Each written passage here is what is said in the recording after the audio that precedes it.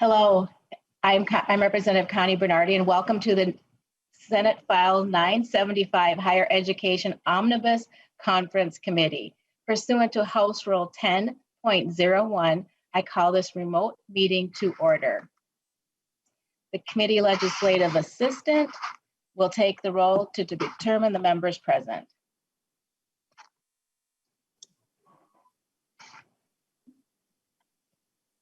And I don't believe we have Ms. Mouse, so I can go ahead and take the roll for our members and have Tricia take the roll for the Senate really quickly here. But Chair Bernardy. Present. Bernardy, present. Vice Chair Christensen. Present. Vice Chair Christensen, present. Representative O'Neill.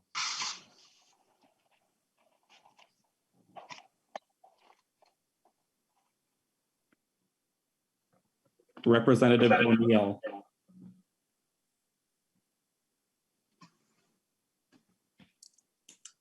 Representative O'Neill present. Representative Keeler. They had to let me in. Representative Cleaborn. Cleaborn present.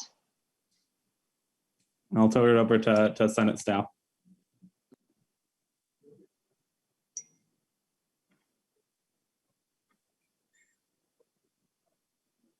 All right, I'll jump in and do it then.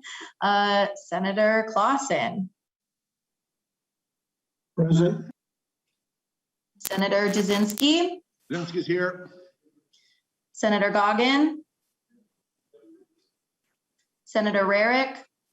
Present. Senator Tomassoni.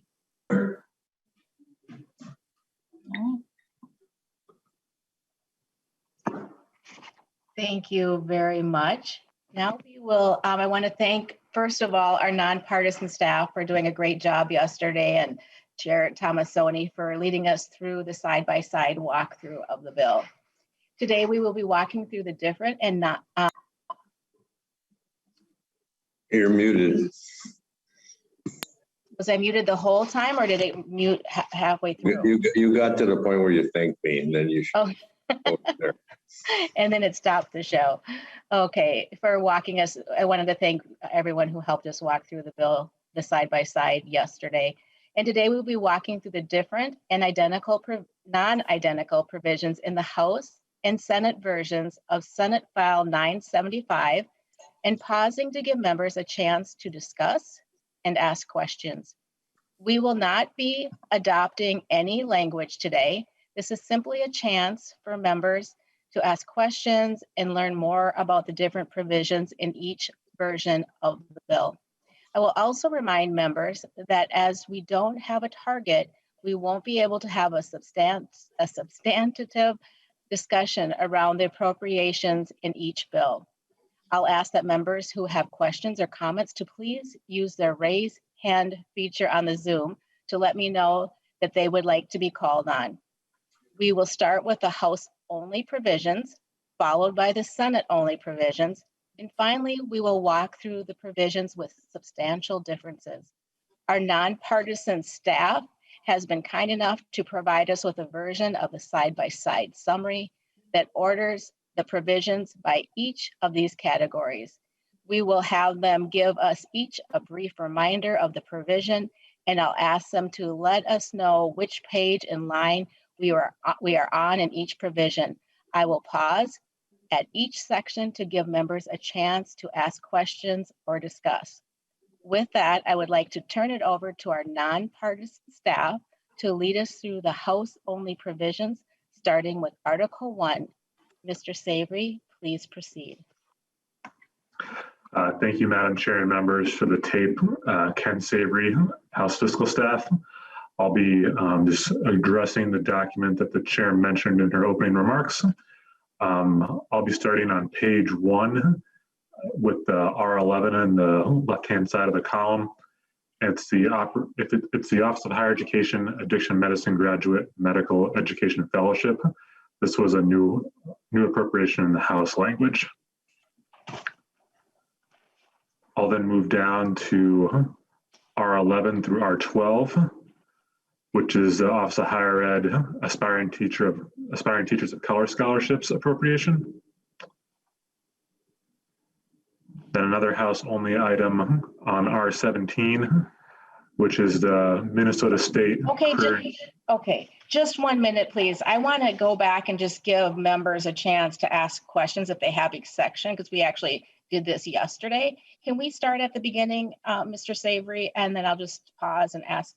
I was getting my document ready here.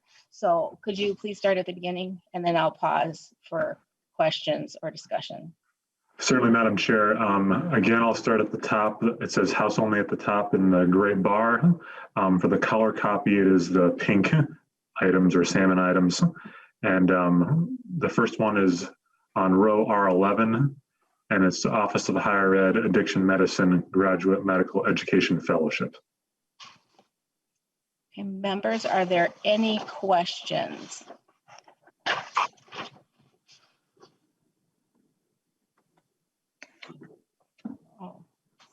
And I'm going to just pause for a second, just in case people aren't used to using their hand function here. I see Senator Clausen. Thank you, Madam Chair. Just a question. I think we've supported this in the past, if I'm correct. Maybe someone could comment on that or give it. One of our nonpartisan staff, could you please answer Senator Clausen's question? Madam Chair and members, I believe, yes, this has been a part of various omnibus bills in the past. I don't have the exact year in front of me, but we can go back and take a look and return to the committee with the correct year. Senator Clausen, do you have a follow-up question? Well, I just think that this is a worthy program that we should take a look at. I think it's a program that we should support. Addiction medicine is an issue, and if we can get additional physicians that are trained in this area, I think it's a worthy project that we should consider. Is there any other discussion or comments or questions, I should say? Sure. Yes, I'm looking to see who this is, and of course, It's Nathan Hopkins. Oh, thank you, Mr. Hopkins. Madam Chair, so the legislature last funded the Addiction Medicine Graduate Fellowship in 2017 with a one-time appropriation of $210,000. Thank you. Seeing no other questions, we'll move on to the next provision. The next provision on the House-only language is R11 through R12. It's the Office of Higher Ed Aspiring Teachers of Color Scholarship Program. Members, is there any discussion or questions to this one?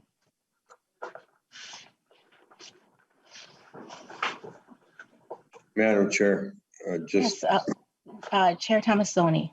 just a quick question about the language. Does it require graduates to teach in Minnesota for a certain amount of time after receiving $25,000, or is it open-ended on what they do? Mr. Hopkins, would you like to answer that question?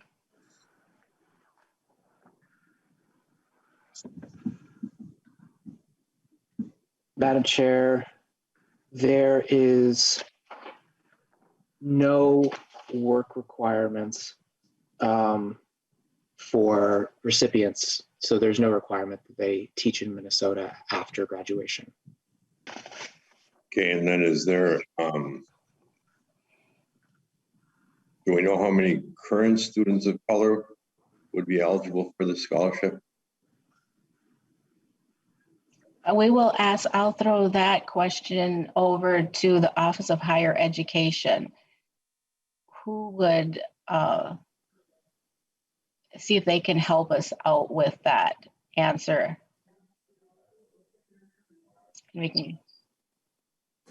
Madam Chair, this is Nikki Oliver. Go ahead, Ms. Oliver. For the record, my name is Nikki Oliver. I'm the Manager of Grants and Government Relations for the Office of Higher Education. We would have to get back to you. I don't know if we've run numbers for this program in particular about the potential numbers. I believe the coalition would definitely have that on hand immediately, and I'll try to get you all something as soon as possible. Okay, well, once we get targets, we'll have, Tomassoni. thank you, Madam Chair. Once we get targets, we'll have a better idea of what we can do in programs like this. Okay, thank you. Are there any other questions? Okay, please continue, Mr. Savory. Madam Chair, the next item is on R17. It's the Minnesota State Career and Technical Education Pilot Program. Members, are there questions, discussion?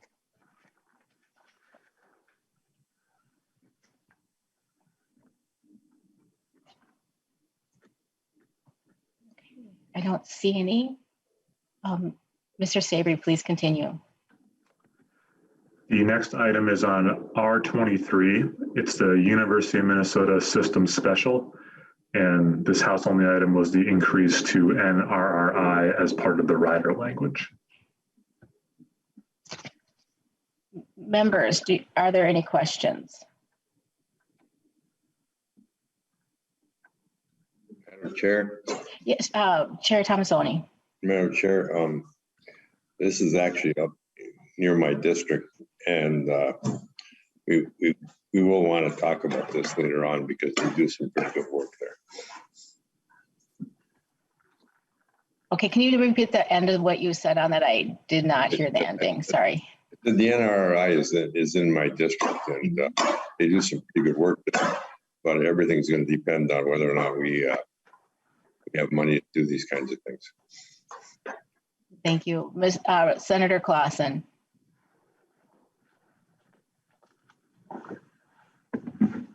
You're muted. Thank you. I agree with Senator Tomassoni. I've had a chance to visit there and tour. They do a lot of good research work, and I think this is something we can certainly consider for the future. So thank you. Hey, please, seeing no further hands up, we will continue. Mr. Savory. The next item in the House only provisions is on R26 at the bottom of page 1, and it's the federal funds replacement language regarding the CRF and American Rescue Plan. Members, is there any discussion or questions about this? Representative O'Neill.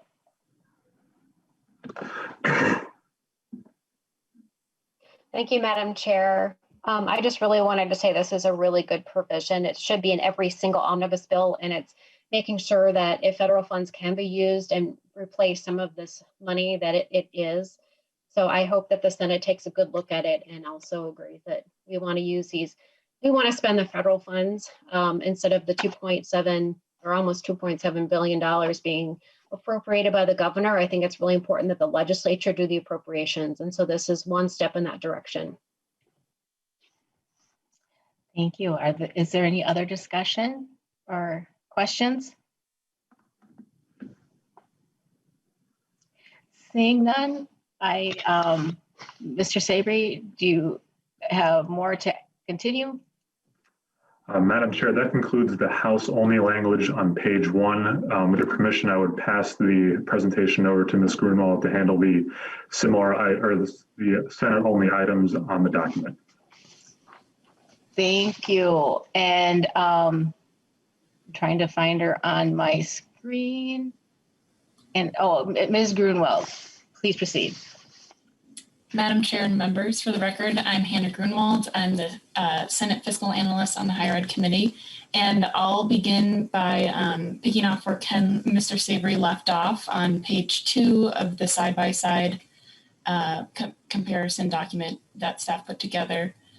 Beginning on R1 of the revisers side-by-side, the Senate has a base set for the fiscal year 2024 and after, whereas the House does not. So if anybody has any questions on this provision. Ms. Grunwald, can you say, I'm sorry, I didn't catch the side-by-side page number. I'm following a different document that I'm taking notes on. R1. Okay. Are there any questions? That's the state. Thank you. Are there any questions or discussion?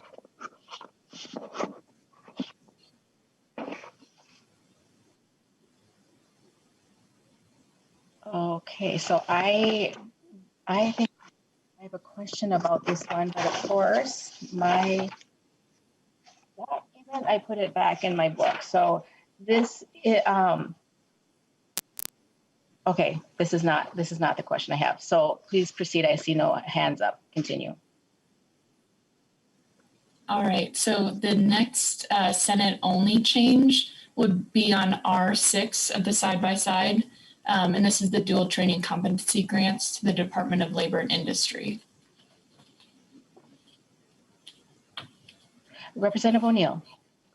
Thank you, Madam Chair. It's my understanding that this request actually came from the administration, and I'm just curious as to why the Senate didn't do this. It basically is just switching the appropriation straight to Dolly as opposed to giving it to OHE and then OHE transferring it to Dolly. There isn't any other change other than not having to do the transfer. So I'm just wondering if they had some other reason why they didn't just appropriate the money straight to Dolly instead of going through OHE and then to Dolly.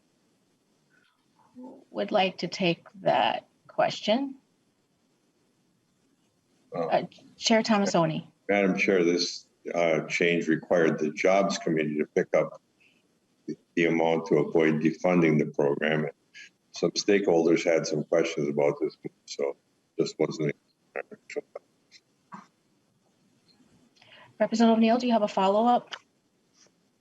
Sure, thank you, Madam Chair. So Senator Tomassoni, what concerns would stakeholders have? Were they worried that the Senate wouldn't do the appropriation directly to Dolly, or like it would just disappear, or what was the concern? Chair Tomassoni. Madam Chair, Representative O'Neill, it's just a matter of how OHE and Dolly administer things. And so stakeholders wanted to make sure that they had a handle on how this thing was going to be handled. And so I guess we'll find out in the very near future. Representative O'Neill, do you have a follow-up? Yes, Madam Chair, thank you.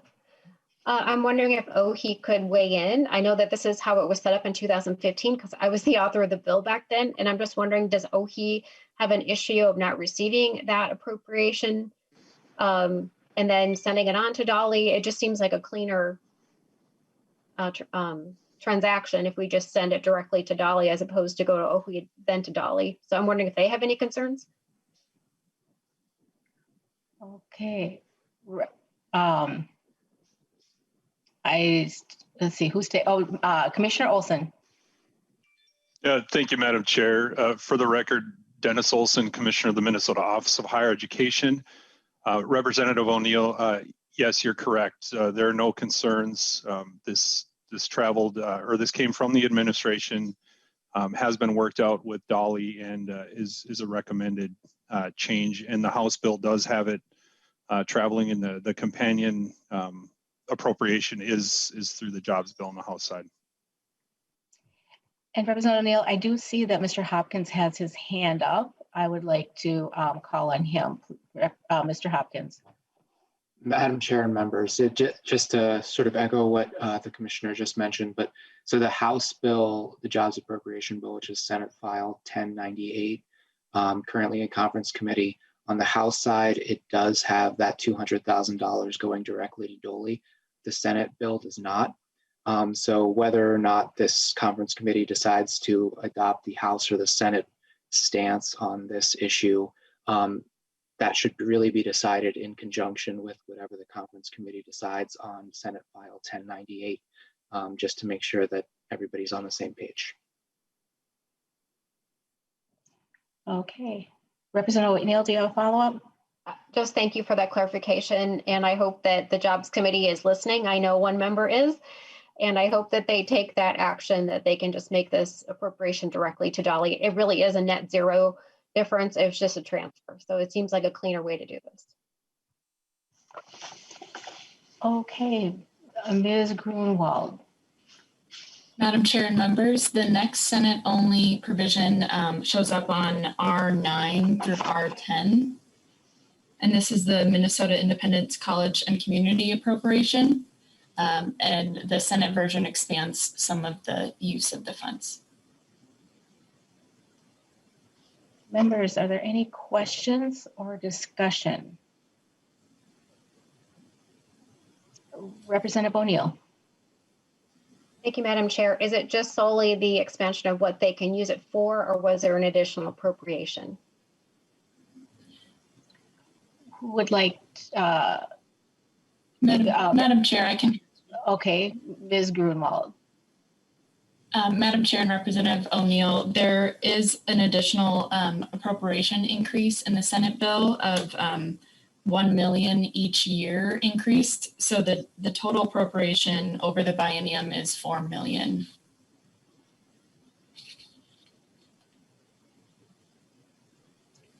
Representative O'Neill. Yeah, thank you, Madam Chair. I know we heard quite a bit of testimony in the House side, and we understand that this program is, it can grow and expand pretty easily. It can definitely accommodate that additional funds. So I just wanted, I was wondering too, can you tell me exactly what additional funds or what they could use the funds for? Ms. Grunwald.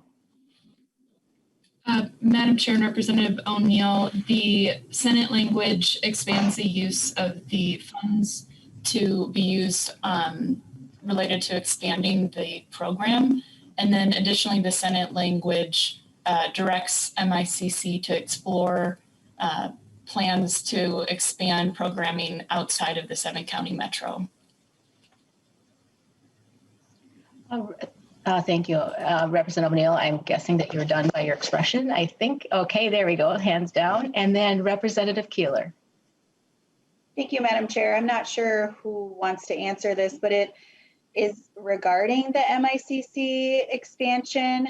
I've had a lot of conversations with them in general, and it's never really come up in our conversations, this expansion. I am here representing Greater Minnesota, and that's not been one of the parts of the conversations I've had with them. So is there somebody who can elaborate on what the plan is or why that would be an extension or where in Greater Minnesota? Let's see. Chair Tomassoni, do you want to take that, or? Why don't you repeat your question? Representative Keeler. Sure, thank you, Madam Chair. So my question is, it talks about MICC having an expansion, additional location outside of the 7-county metro, which to me is language saying that they're looking to expand it into Greater Minnesota. I represent Greater Minnesota, and I've had a lot of conversations with MICC, and this expansion has never been brought to my attention. So I'm just wondering if somebody can elaborate on what that expansion looks like or who's requesting that. Chair Tomassoni. It's one of the best autism programs there is in the state, and so there's also need in rural Minnesota. So it seems like it's just a logical thing to do. Representative Keeler. Thank you, Madam Chair. I agree. I think this is a phenomenal program. I actually stand in great support for what it's doing in our community, and also for the gain on investment with it. My question is more around, where is it intended to expand in Greater Minnesota? Is it just an idea that we want to try to implement, or is there actual tangible plans of a location? Chair Tomassoni. We can ask that question of MICC, but they definitely agreed to the language. Representative Keeler, do you have any follow-up? Nope, that's great. Thank you. Okay, Representative Cleaborn. Thank you, Madam Chair. And I guess this would be a follow-up on Representative Keeler's question. You know, Greater Minnesota is a very large region in our state. And I'm wondering, is the plan to start in one region, let's say the north or the south, and then move to other regions, or have they identified a location, and which region would that be? Chair Tomassoni, did you want to take that question? This is a decision by MICC. So they would be in charge of where it would go and how they would do it. So we'd have to have that discussion with them. Thank you so much. Let's see, and I have one follow-up question to that too. Can you tell me how much, and this would probably be to Ms. Grunwald, how much of these funds that are additional dollars are spent directly on the students, and how much of the dollars are for planning? Madam Chair and members, I don't believe the Senate language includes a specific dedication for what's being spent on expanding versus students. The language just includes the expansion link, the expansion direction for MICC. Thank you. Members, is there any more discussion or questions? Seeing none, Ms. Grunwald, if you could proceed. Madam Chair and members, the next Senate only change item shows up on R11 of the side-by-side. And this is the Senate only fostering independence higher education grants. And the Article 1 has just the appropriation language. There is more detail on this appropriation in Article 2. Member, are there any questions regarding this? Representative O'Neill. Thank you, Madam Chair. I know we had a presentation about this in the House, and I'm just trying to remember how many foster kids they anticipated could use the grant money. And I have a vague recollection, but I'm wondering if Chair Tomassoni happens to know. Chair Tomassoni. This would be appropriate for Senator Rarick to answer. Senator Rarick.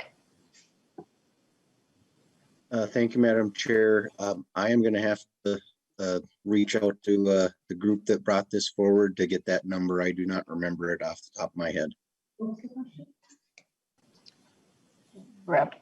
Thank you. Representative O'Neill, do you have a follow-up?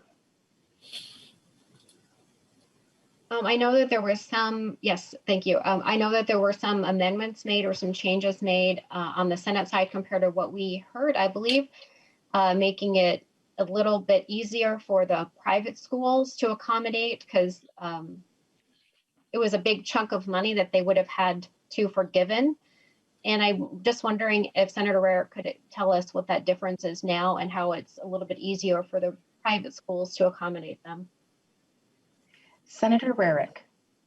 Thank you, Madam Chair and members.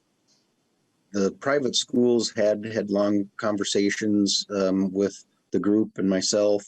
The majority of them are in agreement with doing this, but the language is put in that any private institution can opt out of this. They do not have to offer it. So each institution will be able to make that decision if they will provide that extra funding needed for any foster youth that go to their college.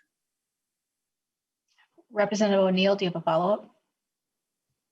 Thank you, Madam Chair. And I believe that the amount that the schools had to forgive became smaller, because I thought it had something to do with the base was like Penn State, and then they changed it to the University of Minnesota, which is a higher amount. Senator Rarick, did that change happen in the Senate side? Senator Rarick. Madam Chair, I believe yes, that we did switch to that number, and so it is a lower responsibility for the private institutions. Representative O'Neill. Thank you. No, I like the changes. I know that I had concerns with it when it was on the House side, and there have been some accommodations made as it made its way to the Senate, and it sounds like good changes, especially having it sort of be, the private schools kind of opt in if they wanted to do it and weren't forced to do it. It's always a difficult thing to tell a private institution that they have to basically eat the cost of something. So if they want to, they can, instead of being forced to. So I like the changes. Thank you, Madam Chair. I saw Ms. White's hand was up. Did she want to add something, or I see it's put down again? I just wanted to make sure. Ms. White? Madam Chair and members, can you hear me? Yes. Yes, I just wanted to clarify, but Representative O'Neill was correct in her assessment of what happened with the private schools with the amendments to the Senate bill. Thank you. Representative Cleburne. Thank you, Madam Chair. And in looking at this on the side-by-side on R11, I do not see that there is any administrative appropriation for administering these grants. Am I missing something, or is that administration piece missing? Who would like to answer that question? Chair Tomassoni, should I ask Ms. Grunwald? Excuse me, I'm so sorry. Or Madam Chair, I can answer that. Okay. I don't believe that we have, or the Senate language has an administration component, at least in Article 1. And I will double check Article 2 to make sure that there's no administration costs there either, but I don't believe for this program, the Senate language includes an administration allocation. So Madam Chair. Representative Cleburne. Yeah, that causes me a little bit of concern. If this is a new grant program, I'm wondering if there will need to be changes to the IT system that would also be required. I don't know who could answer that for me. Commissioner Olson or Ms. Oliver, who would like to, would one of you would like to answer that? Commissioner Olson. Yeah, thank you, Madam Chair. Yeah, certainly don't know the exact cost, but we do know this would be a substantial brand new financial aid award that we would have to, essentially stand up from the ground up. So this would have some significant initial costs, at least to start. Representative Cleburne.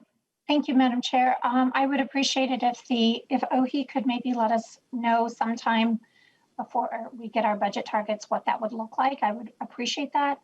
And then the other piece that I would like to know about is if there are federal grants that could be used first, are these higher education grants for intended to be second in line, or are they intended to be first in line? Who would like to answer? Okay, Senator Rarick. Thank you, Madam Chair. And this is meant to be the final piece, so they would use any other funding that they can receive first, and then this would be the final piece to cover their funding for college. Then I would ask, Madam Chair. Yeah, Representative Cleburne. Maybe we could consider clarifying that language if we go forward with this piece. That might be something that would be, intention is not written down. So if we could maybe think about clarifying that, that would be great. Thank you so much. I appreciate your answers to the questions. Thank you. Senator Rarick, did you have a follow-up? Yeah, Madam Chair, I do, if we're looking on R11, that's just the funding. I do believe it is clear in the language later in other sections that this is the final piece. Oh, thank you so much. I appreciate that. And I see that Ms. Grunwald has her hand up. Did you have something to add to this question? Yes, Madam Chair and Representative Cleburne, I reviewing the appropriation. The appropriation does include the full cost of a fiscal note done on this program, which does include staffing costs. So I just wanted to add that in, that although the language doesn't include an administration specific allocation, the funding does cover what was calculated in the fiscal note. in that case, Madam Chair? Representative Cleavorn. I would like to see that added to the language then, so that the language would be permissive for the administrative fee then. Thank you so much. Representative Keeler. Thank you, Madam Chair. First, I have to start by saying I really appreciate that this is a conversation. You know, creating opportunities for all of our students to enter into higher education is really important, and our foster care youth deserve the same options. I do have a couple questions, and I know that this is only one part of it, and I am trying to look in the second part of this as well, but I don't see anything that states, I know it says that it's eligible for 5 years. Does that include summer? Who would like to tackle that question? I'll look for some hands. Madam Chair and Representative Keeler. Ms. Grunwald. Would you mind repeating your question? I know you were saying if summer would be included. If you just mind repeating that question. Representative Keeler. Thank you, Madam Chair. Yep, that is the question. I know in here it just says that grants are up to 5 years. If it includes summer, I would just like that language to be in there, because I know as we've worked with other grants in other capacities, some of them have summer eligibility and some of them do not. I would really advocate for this one, including summer. Okay. Thank you. Do you have any follow-up, Representative Keeler? That would be it. Okay. Representative O'Neill. Thank you, Madam Chair and members. I just had a quick follow-up. So MICC already contacted me regarding their previous question, and they've already had conversations to expand to Moorhead, Alexandria, Duluth, and St. Cloud, and adding summer school, or well, like summer camps is how they described it, across the state. So hopefully that helps Representative Keeler. Okay, thank you. Representative Keeler, do you have a follow-up for this amendment? I mean, not this amendment, this provision. Well, I guess my hand was still up, but thank you, Representative O'Neill, for the quick response on that, especially as that's something in my community. It would be nice if they would maybe share some of that information with me as well. Thank you for that. Okay, members, I see no further hands. Is there any other discussion? Okay, Ms. Grunwald, if you could continue, please. Madam Chair and members, the next Senate-only provision shows up on R13. And this is the maintenance of effort requirement for the Office of Higher Education to request waivers for the maintenance of effort requirement under the federal COVID packages. Members, are there any questions? Representative Cleavorn. Yes, I hate to say this, but I'm really quite ignorant of this provision. So if the Office of Higher Ed could maybe explain to me what this is actually about, I would appreciate it. Thank you. Okay, I'll see who takes their mute button off first. And Commissioner Olson. Thank you, Madam Chair and Representative Cleavorn. I'll do my best to walk through what it means, although we are still in the process of reviewing the most recent guidance that was released from the U.S. Department of Education just last week, I believe. And it was guidance specific to maintenance of effort and waiver requests under the Elementary and Secondary School Emergency Relief Act. So it's ESSER. So it was primarily the E12 provisions, as well as the GEAR funds, Governor's Emergency Education Relief Funds, that were included in the CARES Act and the CRISA. There are some provisions in there around HERF funds. Those were the Higher Education Emergency Relief Funds, in terms of the state maintaining its effort, essentially the average that the state appropriates, maintaining that specific dollar amount or percentage. But we would be taking the lead, of course, from the Minnesota Management and Budget, as well as the Minnesota Department of Education on any specific maintenance of effort requests. None of the HERF funds, or really any of the other federal funds, aside from a subcontract through the Minnesota Department of Education for the Gear 1 funds actually came to the office. So this more than likely won't be applicable to the Office of Higher Education, but certainly willing to work through it if it does become a requirement. I will just note too that the requirement to submit a waiver is due May 17th for the most current guidance that was released. Representative Cleburne, do you have a follow-up? No, thank you, Madam Chair. Okay, members, is there any further discussion? Seeing none, Ms. Grunwald, if you could please continue. Madam Chair, members, I'll also add just a little bit of more context to the maintenance of effort provision. I do believe that the Minnesota Department of Education also has a provision in the E12 bill, Omnibus Senate bill, to request a maintenance of effort. And the Minnesota Department of Education waiver may also include that for higher education. So this language may not be needed in order for higher education funds to be waived, or excuse me, for the maintenance of effort requirement to be waived on higher education funds. So that's something that I can work with MMB and other nonpartisan staff on to make sure if we actually do need this language or not. Including it, I believe, wouldn't necessarily hurt anything, but obviously would make more work for the Office of Higher Education. So I just wanted to make that known as well, that this language is something that continues to be worked on by staff. Thank you. So then I'll move on to, oh, excuse me. Please continue. Okay, I thought I heard something. Madam Chair and members, the next Senate-only provision is the under Minnesota State, and that's on R14. The Senate increases funds to the central office and shared services unit for Minnesota State and sets a base for this. And that is why there is a base set for fiscal year 24 and after. Member, are there any questions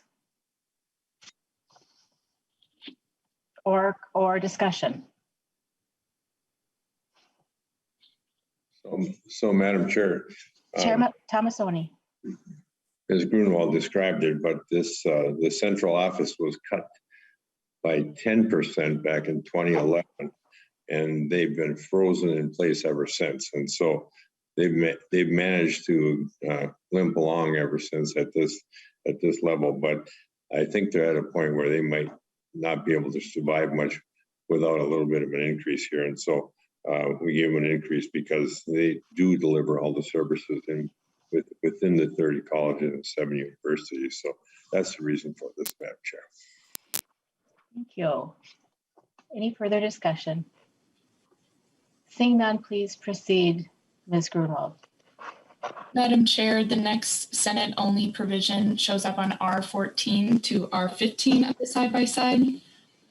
And this is a Minnesota State online tuition differential refund for students who had online courses in the 2020-21 academic year. Is there any discussion or any questions? Representative Cleburne. Thank you, Madam Chair. I'm just curious as to where this comes from. And, you know, I try to think about things like the how. How does this get implemented? What would be the cost of implementing this? And then what is the real intent and driver? I mean, it almost says to me as I read it that the online courses aren't as valuable to the students as in-person classes. I mean, I'm just trying to figure out the why behind this provision.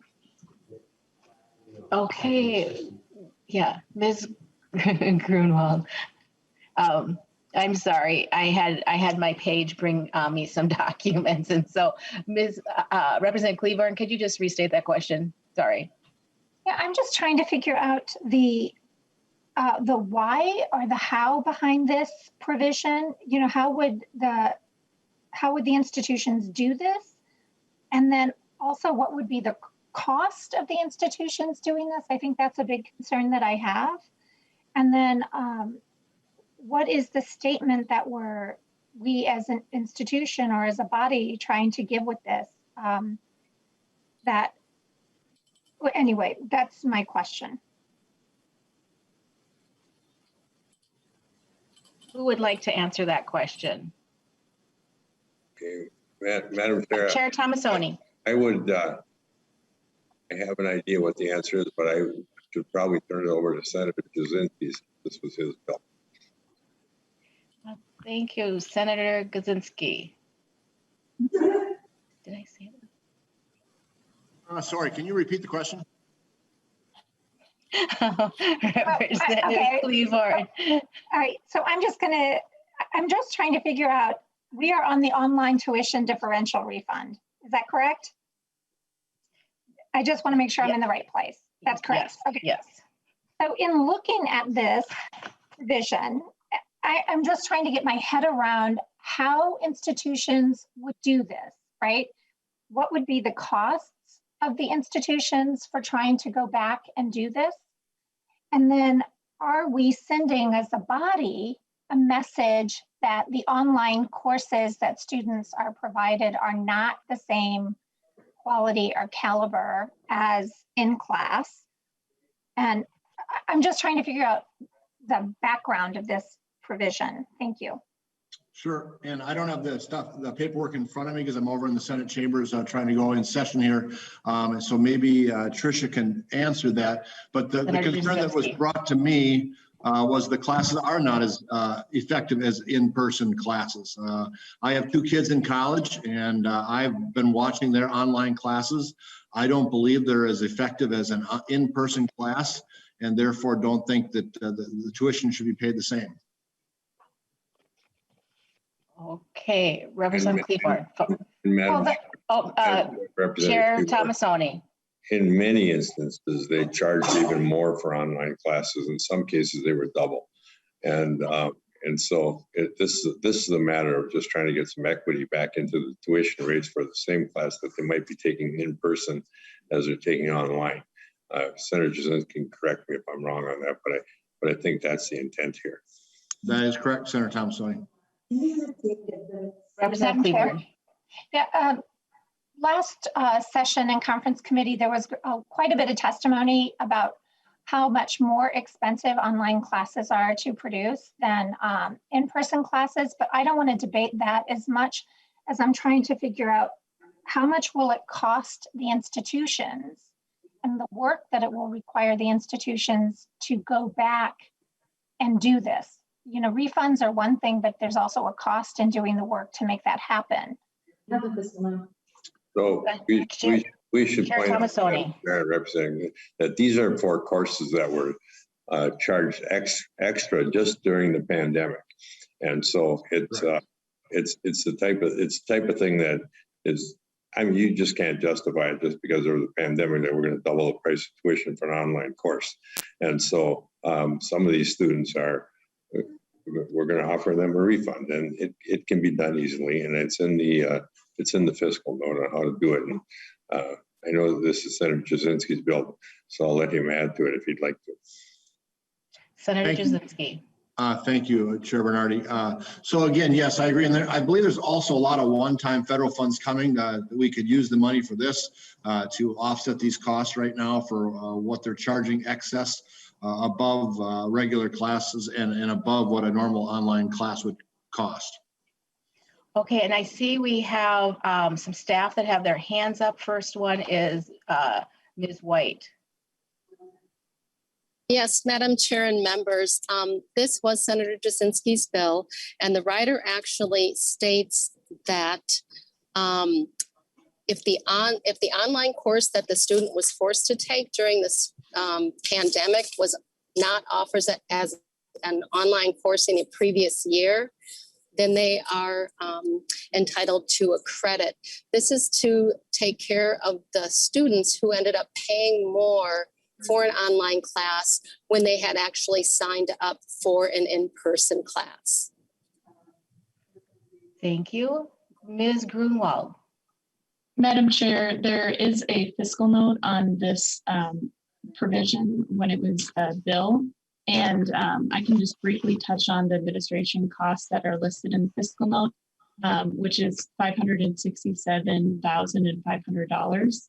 And that would be to refund 4,421,000 students with a total fiscal note cost of around $5 million in fiscal year 2021. Can you, and Ms. Grunwald, I was writing that down and I didn't catch all the numbers. Can you repeat that, please? Yes, absolutely. Madam Chair, the administration costs are $567,500. And then that administration cost is in order to refund 4,421 students. I believe, wait, no, that's not correct. Sorry, one moment. That's the amount of dollars, not the amount of students. Apologies for that. So 4,421,000 in total refunds to students. So the total of that would be 4,988,500. And I can follow up with those numbers as well. Thank you. Representative Cleburne, do you have a follow-up? No, thank you, Chair Bernardy. I would really appreciate seeing that fiscal note. And I'm just wondering how the number of students was calculated. How do they know how many students took these different classes? Ms. Grunwald, does the fiscal note tell us that? Or are you able to tell us that? Madam Chair, I would have to look at the fiscal note a little bit longer, but Representative Cleburne, I can share with you the fiscal note and review it and let you know if that's stated.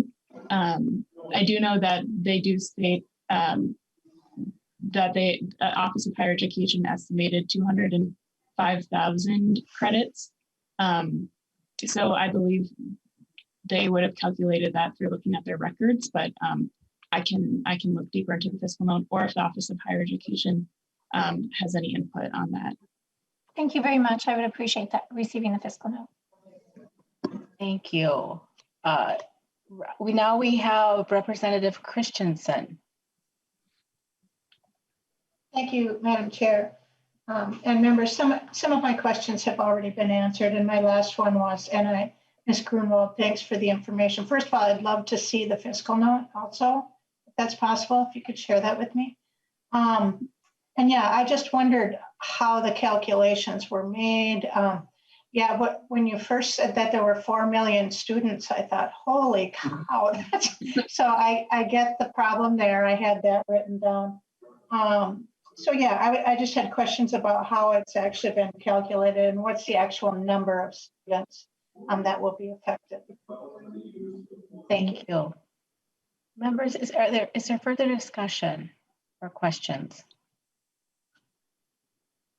Seeing none, Ms. Grunwald, Senator Clausen, excuse me.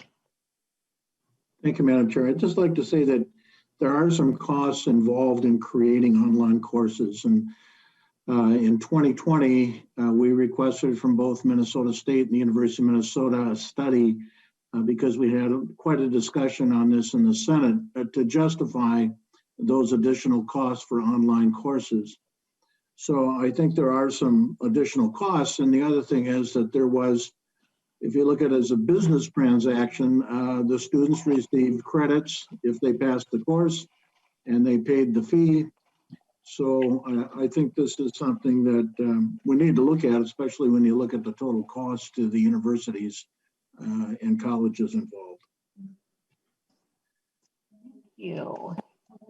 Seeing no further discussion, Ms. Grunwald, if you could please proceed. Madam Chair and members, the next Senate-only provision shows up on R15, and this is for workforce development scholarships. The Senate sets a base for fiscal year 2024 and after due to an increased appropriation in fiscal year 22 and 23. Members, any questions or discussion?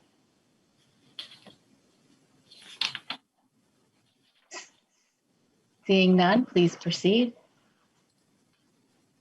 So I'll be turning to page 3 of the staff prepared side-by-side. And the next Senate only change shows up on R17. And this is Minnesota State provision for faculty COVID-19 risk stipends to instructors who taught in person in the spring 2021 semester. Members, are there any questions or discussion?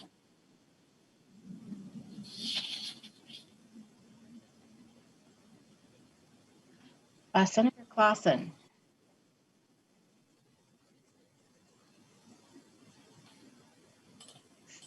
Senator Clausen, you're on mute. I'm going to withdraw my hand up. Thank you. Representative Christensen.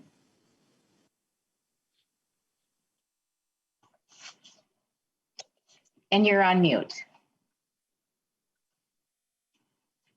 I'm so sorry. No problem. I wonder if there was any discussion in the Senate about other staff who were affected also by, obviously there are other folks other than professors and, as far as who had to really, in fact, there are many more essential workers that ended up having to go in. So I just wondered if there was discussion about that. Just curious. Thanks. Chair Tomassoni. Madam Chair and Representative Christensen, this particular issue came to me from multiple professors who were just totally concerned about them not being included in the list of people who were considered to be essential workers and who were allowed to get vaccines early on.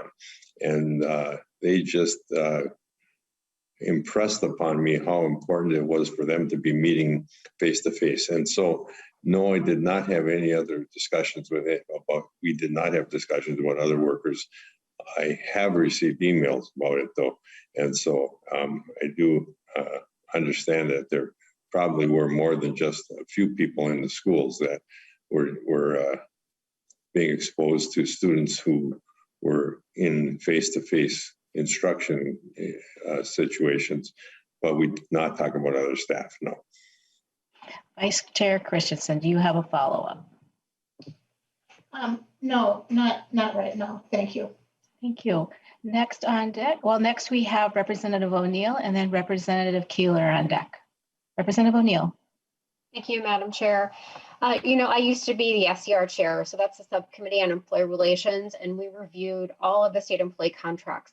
And I happen to know that each of the min-state institutions, they negotiate their own contracts with their faculty. They don't negotiate contracts with anyone else. So all the MAPE and the AFSCME and SEIU employees that are within their institutions, they don't have any control over what they're paid because that's a contract negotiation with MMB. And so, Chair Tomassoni, I'm wondering if you could let us know if, in fact, if we even wanted to do something outside of their contract, since Min State only negotiates directly with the faculty, is that something that we could even do since this is negotiated by MMB? Madam Chair. Chair Tomassoni. Representative O'Neill, I would think if it's in law, we can do it, number one. And number two, we just did exactly the same thing with the State Patrol. We gave them an 8% increase in their salary and we did it legislatively, and they do all their negotiating through bargaining units also. So I would think that we can do this. Representative O'Neill. Thank you, Madam Chair. And I would point out that when we did it just for the state troopers, it did become problematic because they were only one portion of a bargaining unit. And we came back as a legislature to correct that and actually do that across the entire bargaining unit. So I think that it's a question that we should probably ask outside of our committee, if we could even do that outside of bargaining units that the institutions do not bargain with. Madam Chair, Chair Tomassoni. it didn't become a problem because it was outside the bargaining unit. It became a problem because some people didn't get the increase. That was when it became a problem. Now, Representative Christensen's question to me is a good one, because there are people that would have been in those schools that might have been exposed to students on a little bit different basis than the face-to-face instructors were. So I think it's a good question that we can pursue as we go along here. Representative Neal, do you have a follow-up? Well, I would just caution us to go outside of the bargained, the negotiated contracts. It's a sticky wicket when we start to do that. So I would just say that we should probably get a little more expertise before we would move forward to do something that's just for, you know, the MAPE, ASME, SEIU, whoever is within these institutions, that this would be on top of their regular bargaining contract. And so I just would caution us to go outside of a contract that that the institutions don't bargain for. Representative O'Neill, is that okay? Is that your concluding remark there? Thank you. Representative Keeler. Thank you, Madam Chair and members. I just want to bring up that in my conversations that I've had with our faculty around this, yes, there is concern about being in person. I guess the angle that I've been hearing it more on is their concern of feeling like they have to be forced to be back in person in the fall. You know, and we were having conversations around vaccines and wondering if they were going to be listed as a priority or not. So I think going back and giving stipends in the past is one thing I didn't want to miss the opportunity to say in this space. From the conversations I've had, the bigger worry that the faculty have is being forced to be in front of in-person classes in the fall. Now that may have changed as our vaccines are getting out quicker than I think they originally planned. I just wanted to share that information from what I'm hearing from my constituents. That's it. Thank you. Thank you. Is there any further discussion or questions? Seeing none, please proceed, Ms. Grunwald. Madam Chair and members, the next Senate-only provisions shows up on R18, and this is for the University of Minnesota tuition rates. The Senate language requests that the Board of Regents reduces tuition by 3% in the next 2 academic years. Members, is there any discussion or questions?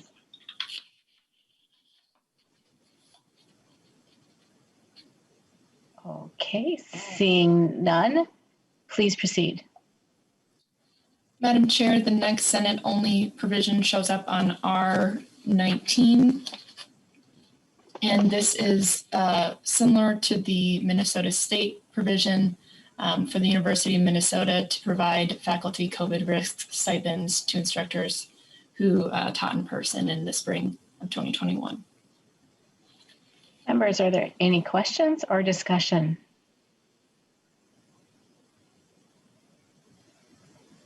Seeing none, please proceed, Ms. Grunwald. Madam Chair, that wraps up the Senate-only provisions. I can move into the differences, and Mr. Savory and I can talk about those together if that's what you'd like to do next. Yes, that would be perfect. Please proceed. Great. So, Madam Chair, on page, I believe we're still on page 3 of the staff prepared side-by-side. And on R4 to R5 of the revisor side-by-side, the Senate language expands reporting requirements for College Possible. Members, are there any questions or discussion?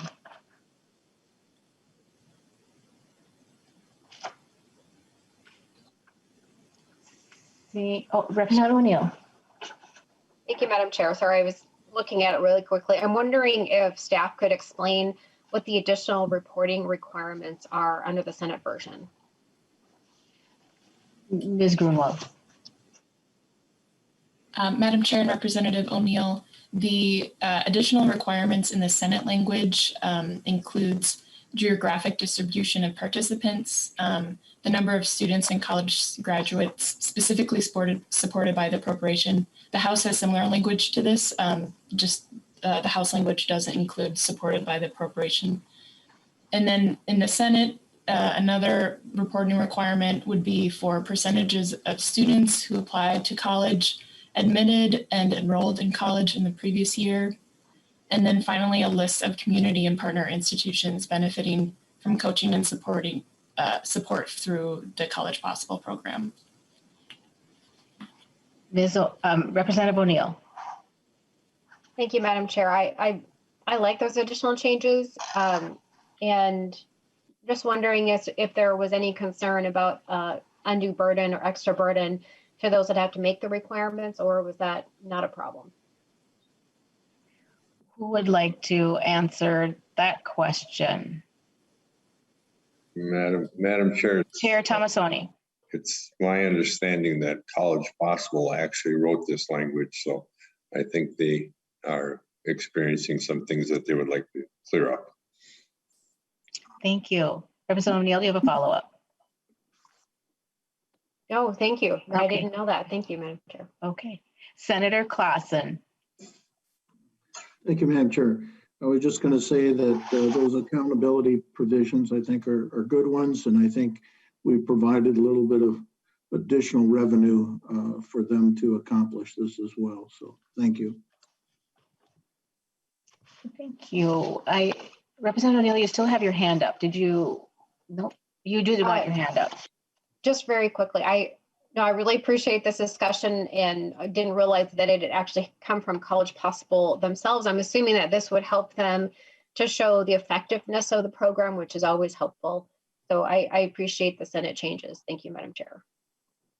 Thank you. Any further discussion? Seeing none, please proceed, Ms. Grunwald. Madam Chair, the next two provisions listed on page 3 of the staff side-by-side are the appropriations to spinal cord injury and traumatic brain injury research grants.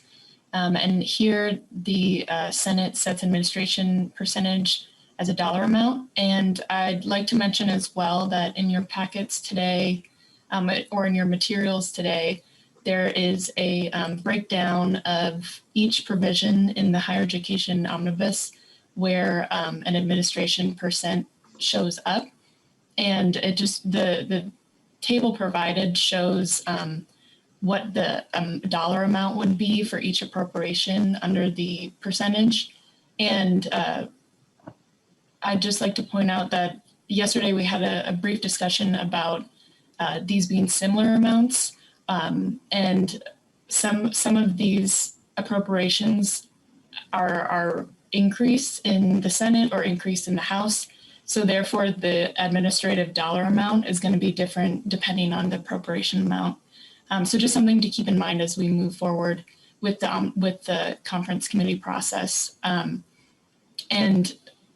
I'll just refer to that as we work through the rest of these differences for your convenience to look at the differences between the dollar amount and administrative percentage. So another change in the spinal cord injury grant, the Senate sets a base for fiscal year 24, and that's related to the increase of the appropriation in 22 and 23. Okay, so members, is there any questions or discussion? I just have a brief question. When you set an administrative cost, a dollar amount, and the amount of funding that's going to that, the percentage seems, I'm kind of answering my own question. It could become a higher percentage or a lower percentage. Is that accurate? We could, if you could just answer that, that'd be great. Madam Chair, do you mean if the dollar amount were to be in the language, and then down the road, if the appropriation were to change, if that dollar amount would change with it, or is that what your question is? Right. I mean, if the dollar amount if the funding would be reduced or the funding would increase and the administrative cost dollar amount remained the same, the percentage wouldn't follow, correct? I mean, as the language is now.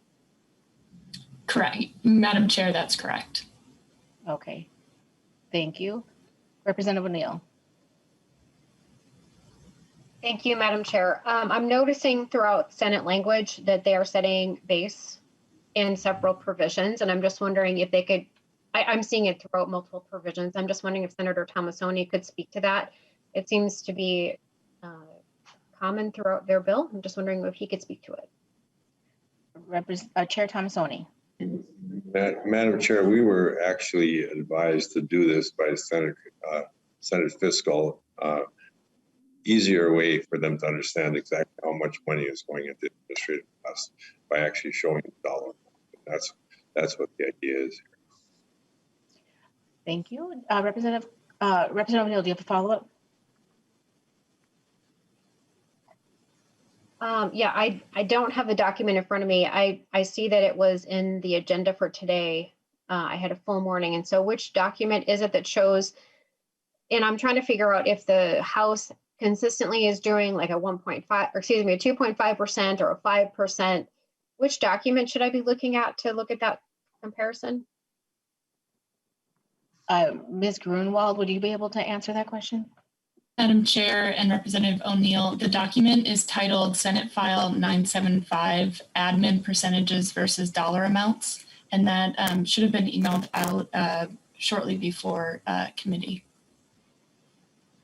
And also, Madam Chair, to answer Representative O'Neill's question about the House side percentages, the administration percentage throughout the bill in several provisions stays at 3%.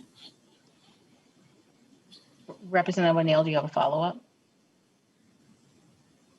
I'm just looking for that document so I can see. So I'm sorry. So did you say it was consistent in the House side at 3%, or was it varied from provision to provision? Ms. Grunwald. Madam Chair and Representative O'Neill, the House language, to my knowledge, stays at 3% throughout various provisions for the administrative percentage. Representative O'Neill, do you have a follow-up? Yes, thank you, Madam Chair. So then conversely, when you convert the Senate dollars to a percentage, is theirs consistent at a certain percentage, or is it varied by provision? Ms. Grunwald. Madam Chair and Representative O'Neill, the dollar amount does vary depending on the appropriation amount in the bills. So, for example, in the first provision where this shows up is the spinal cord injury grant program, and the Senate has a $5 million appropriation in fiscal year 22. So 3% of that is $150,000, whereas the House language includes a $3 million appropriation in fiscal year 22, which results in a $90,000 administrative costs in dollar amounts using 3%. Representative O'Neill, do you have a follow-up? Nope, I have it now. Somebody handed me the actual spreadsheet. I was driving for 2 hours to try to get to a spot where I could do committee. And so if you could have staff please send out things the day before, that would be very, very helpful as opposed to the morning before. Thank you. Thank you, Representative O'Neill. I am sure our staff, whenever possible, will do that. They are incredible, and I will. I'm sure they will take note to do that whenever they can. Thank you. It is helpful. Representative Cleburne. Thank you, Chair Bernardy. And this is probably more a comment than a question. My concern about listing dollar amounts is that those are, as you stated earlier, Chair, fixed. And when we use percentages, we can see more readily in policy throughout the bill that it's basically the same. We're not having to do the computation every time. to see exactly what that dollar cost would be. And when I was thinking about other committees that I serve on and what other agencies are charging, I'm wondering if 3% kind of overall is just the department's go-to percentage for administration, I guess is the easiest way for me to say that. So for ease of reviewing the document, I prefer the percentages. That's what I would say. Thank you. Thank you. Member, is there any further discussion or questions? Okay, please proceed, Ms. Grunwald. Madam Chair and members, the next item I'll discuss is on R5, and this is another example of the administration cost as a dollar amount or percentage for the summer academic enrichment program. Members, any questions or discussion? Seeing none, please proceed. Madam Chair, I will move to the next page of the staff prepared side-by-side, starting with concurrent enrollment courses on R6 and R7 of the revisor side-by-side. And this is for concurrent enrollment courses, and I can go into more detail on that if members have questions. Okay, members, are there any questions or discussion?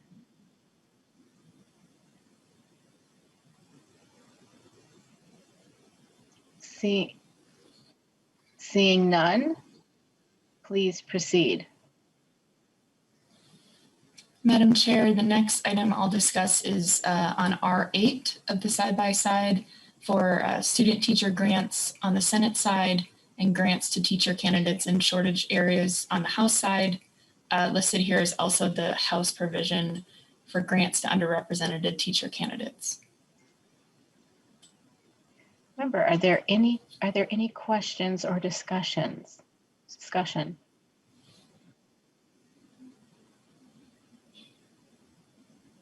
Okay, seeing none, please proceed.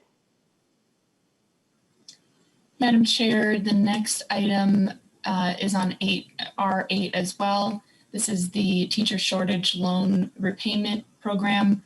The Senate uses the repayment in the title, whereas the House uses forgiveness in the title. And here there's an administration cost as a dollar amount as well on the Senate side. Members, any questions or discussion? Please proceed, Ms. Grunwald. Madam Chair, the next item is on R10, and this is student loan debt counseling. And here's another example of the administration costs as a dollar amount in the Senate language. Members, any questions or discussion?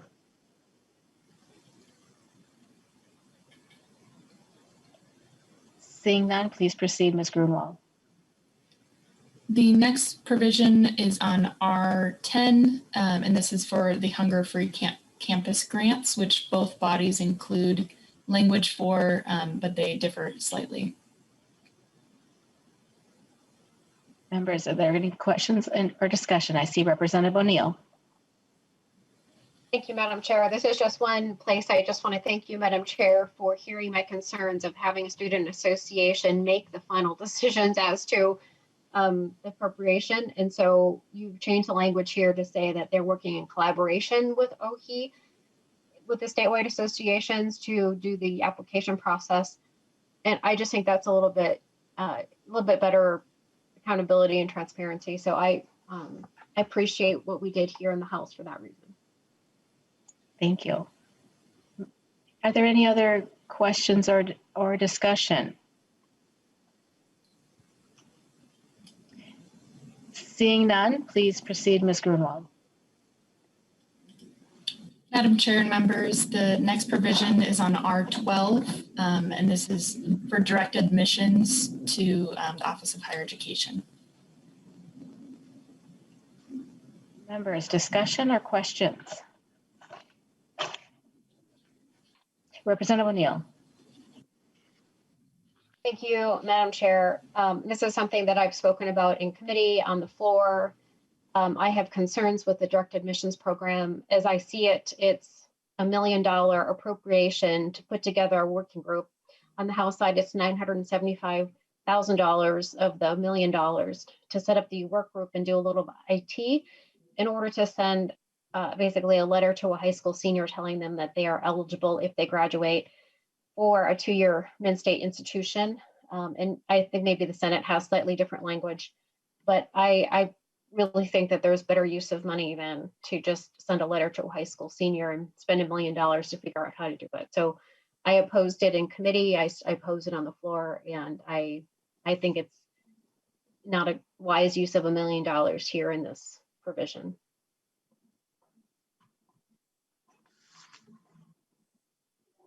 Members, are there any further questions or discussion?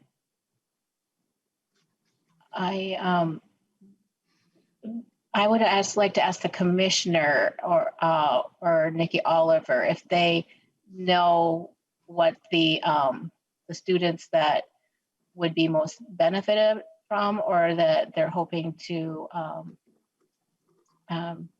help attend a college, university, get a credential.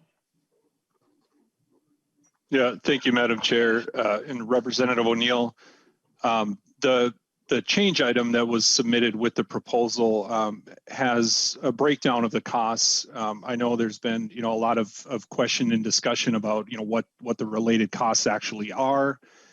For the House version and the governor's proposal, $925,000 in the first year would be utilized to, really develop and establish the program. The change item includes $200,000 for K-12 staff time as well for the K-12 staff that are going to be working to establish the new IT infrastructure. $500,000 will be utilized to actually build the IT infrastructure. There's going to have to be communications design costs, websites, branding, of course, there's costs related to that.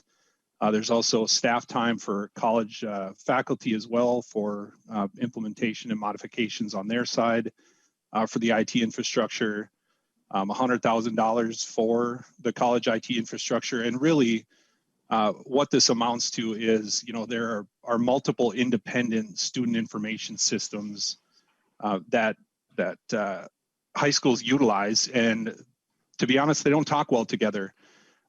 We have independent student information systems that don't often share information well with state agencies, whether that be OHE, whether that be the Minnesota Department of Education.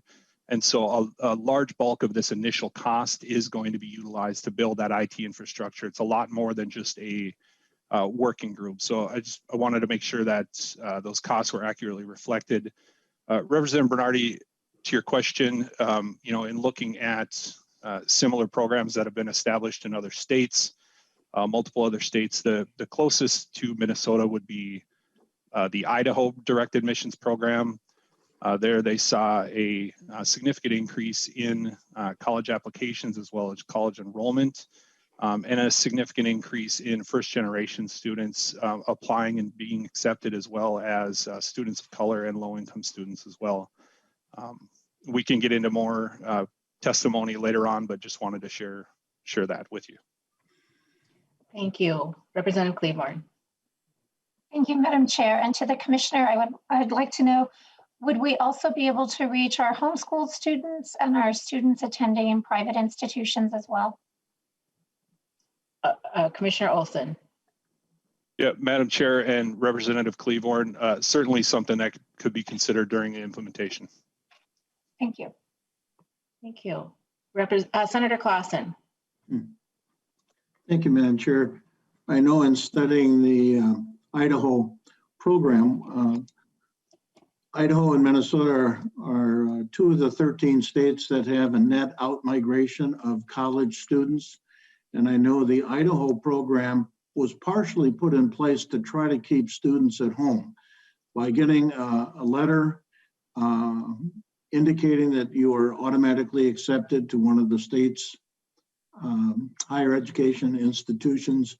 has proven in Idaho to keep more students at home for their education, and therefore hopefully entering the workforce in their home state. So that's another benefit of this that I just wanted to point out.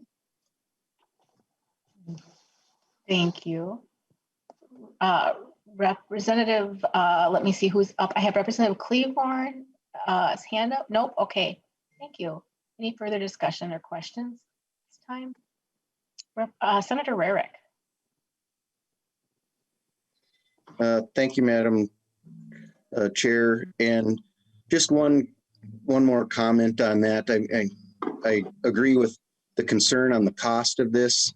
Most of us send letters out every year to our graduating students, and it just seems that we're looking to get a letter out.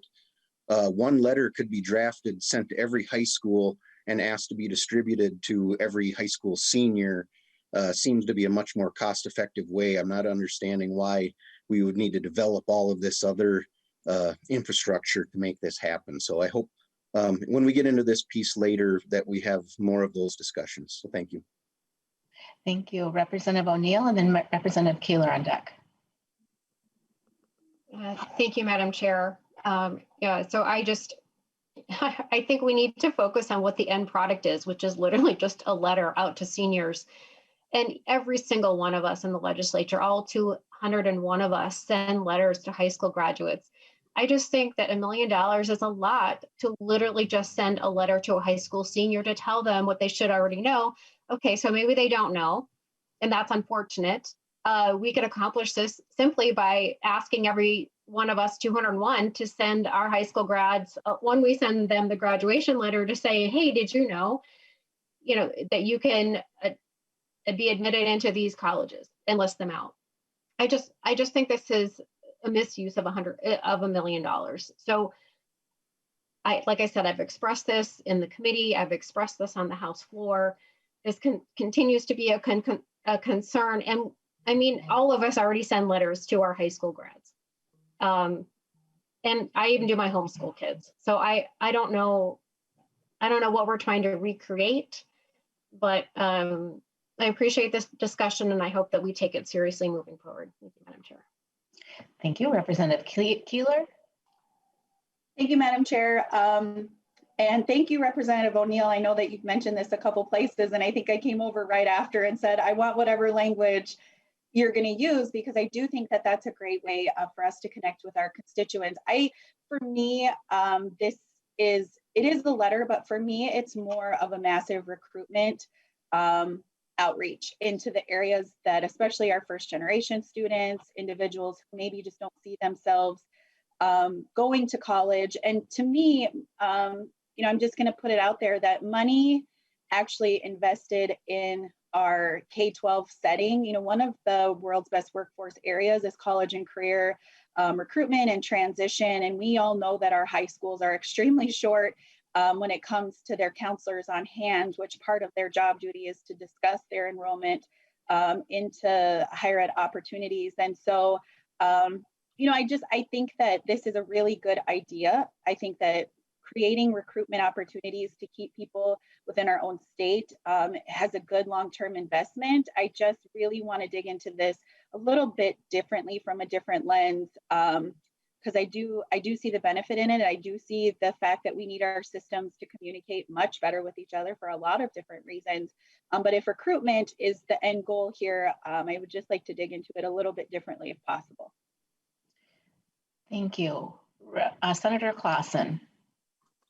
Thank you, Madam Chair. And let me ask Commissioner Olson to give me a hand on this one, but I know in looking at the Idaho program, they used a set of criteria in looking at an individual student. And the students didn't all get the same letter. There were students that got a letter saying you'd be granted admission to any of the Idaho state universities. And other students might get one that would say you've been granted admission to any of the Idaho community colleges or to technical colleges. So there was a set of criteria that was used in developing and looking at each student individually. So they wouldn't have to go through an application process. They would not have to go through any type of testing ACT, SAT, etc. But maybe Commissioner Olson could comment a little bit on the Minnesota program. I think that maybe this would be the first step in developing a more robust program, but maybe the commissioner would like to comment. Commissioner Olson. Yeah, thank you, Madam Chair and Senator Clausen. Yeah, you're absolutely right. This is an individualized approach. Of course, sending out, mass groups of letters is beneficial, but this is really individual for that very reason you just mentioned. So, of course, we start with our open access institutions, primarily the colleges that are associated with the Minnesota State Colleges and Universities system, as well as the 7 universities. But even within the universities, there are different colleges that would require potentially different criteria. And so part of this process is also establishing that criteria that allows colleges within the University of Minnesota system to also potentially participate, and they have expressed interest as well as our member institutions of the Minnesota Private College Council, who have also expressed interest. And all of those additional benchmarks and criterias and standards for admissions would have to be developed, considered for individual letters to students. Thank you. Senator Clausen, do you have a follow-up? Madam Chair, I would just like to make another comment because I said Minnesota is one of the 13 states that has a net out migration of students. In other words, we have more college-age students leaving the state than we have coming to us. And I think that's concerning. And people often talk about, and we're talking about taxes, about the number of people leaving the state once they retire for other warmer states or leaving. If you look at the demographics, the largest group leaving the state of Minnesota are the 18 to 24-year-olds. And I think what Idaho has done, they saw that this is not a positive thing for their state. And I think what we're trying to do is to look at a very similar program that may keep more of our students at home. Thank you. I see we have one more question here. It's Representative Cleveland. Thank you, Madam Chair. And this is also a question to the Commissioner. As I understand it, the costs for this are front-loaded. So the majority of the costs would be for the first year, and then the costs thereafter are significantly reduced. Is my understanding correct? Commissioner Olson. Thank you, Madam Chair. Representative Cleveland, that is correct. The ongoing cost is $75,000 annually. Okay. And then I just want to make sure that Representative Cleveland. Oh, thank you, Chair Bernardy. I want to make sure that we're all on the same page. The students would receive a letter saying they are eligible for an institution, but they still have to go through the application process. Is that correct? Commissioner Olson. Thank you, Madam Chair and Representative Cleveland. Yes, that is correct. So the letter includes all of the information necessary. Of course, it would still apply. The process, though, for implementation could potentially include a common application that would significantly streamline that process, and depending on outcomes, could be admitted on the spot through the letter. Okay, and Madam Chair, if I could ask Representative Cleveland. Thank you. I know that when my children were in those years of graduating from high school and choosing their colleges, the other states were quite aggressive in coming after my students based on their SATs and ACT scores. I know that we've had declining enrollment in our Minnesota institutions. Do you envision this as a way of increasing those enrollments in our state colleges and universities? And that would be to Commissioner. Commissioner Olson. Thank you, Madam Chair and Representative Cleveland. Certainly, can share additional testimony when it's time, but looking at the research and, extrapolating some of the data that came from the Idaho program, as well as some of the other states that have implemented, yeah, we're looking at a potential significant enrollment increase.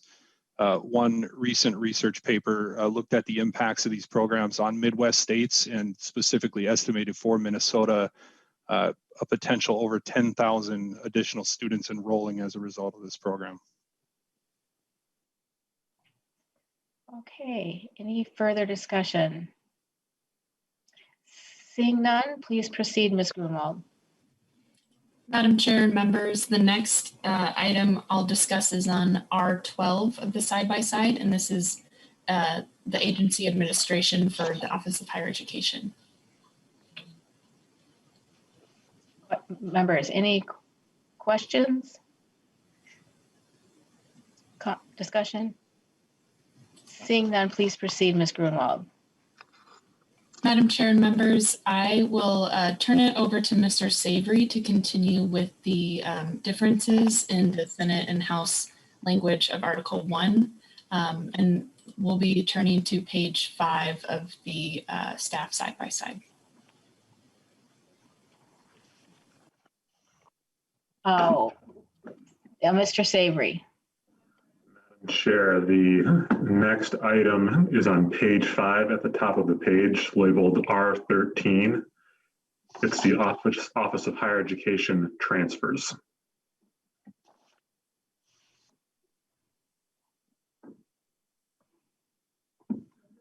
Member, are there any questions?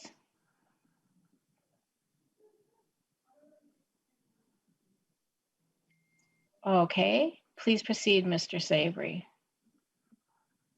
Madam Chair, the next item is on R14. It's the Minnesota State tuition rates. Okay. Members, are there any questions? Representative O'Neill. Thank you, Madam Chair. So as I read the language, the Senate language is reducing state tuition in Min-State by 5% over the 2 next academic years.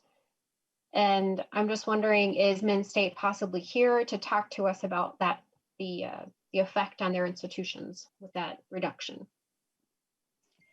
We do not have them on our call today, but we will be having public testimony as soon. We are hoping to get a public testimony on Tuesday at our next meeting. We will need to get through all these provisions in Article 2, but then we will start that. Representative O'Neill, would that be a good time to get your question answered? Yes, absolutely. And it's a little, there's a lot of differences between the House and the Senate versions, and just a quick glance, it looks like the Senate, they have a lower O&M for Min-State.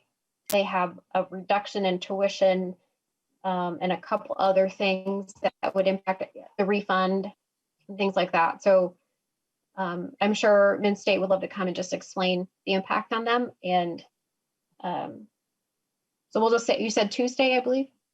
Yes, on Tuesday. Thank you, Madam Chair. That'll work. Thank you. It will be following our getting through, hopefully we'll get through all our provisions today. If we don't, we'll continue them on Tuesday and then move to public testimony. So Representative Keeler. Thank you, Madam Chair and members. I've had really extensive conversations. As some of you may know, I represent Moorhead, which I have MSUM and M-State in my community, and they're huge pillars in my community. We've had to have huge cuts in our faculty, which then means our programming goes down, which affects outcomes for students. And so what I can tell you, and I'm glad that they'll be here to talk more in depth with it, but I think the reality is doing a reduction in tuition by 5% is extremely detrimental to the outcome of these universities. And it's our responsibility to help invest in our next generations. I'm just adamantly opposed of this. And I think that we need to really understand the long-term ramifications of this. I would be remiss if I didn't stand up and support my community and the things that I'm hearing in this area, but I am really glad that they'll be here to just discuss this more in depth. Thank you. Thank you, ma'am. Is there any further discussion or questions to this provision? Madam Chair, Chair Tomassoni. I should probably point out that one of the things that we've been asked to do for many, many years when it comes to college education is reduce the cost for students. And this is the first time that we've ever been given so much money from the federal government. And the provision that's in the bill is about $77 million of the federal money, which is only about 12% of the federal money. And when I look at the state law that suggests that we fund colleges at 67% and the students fund them at 33%, we have a really, really hard time getting there because of the fact that we need an extra $200 or $300 million a year in order to do that. And so this is an attempt at lowering the cost of tuition for students and using some money that was heretofore was never available for us. And so I think we have a little bit of a good argument on saying that this makes college more affordable, and it uses federal money that we never had before, and it only uses about 12% of the federal money. Thank you, Representative Cleaborn. Thank you, Madam Chair. And I really appreciate the words of Senator Tomassoni that we want to do the best we can to reduce the cost of education for our students. But I am concerned because, as Representative Keeler mentioned earlier, I know pre-COVID, Moorhead, I think, cut 40 positions. And when our state institutions are faced with cutting faculty, especially at those kinds of numbers, students often can't not get the classes that they need in the time that they need them. And to that end, I wouldn't want a student to have to return another semester to try to fulfill the graduation requirements that they need.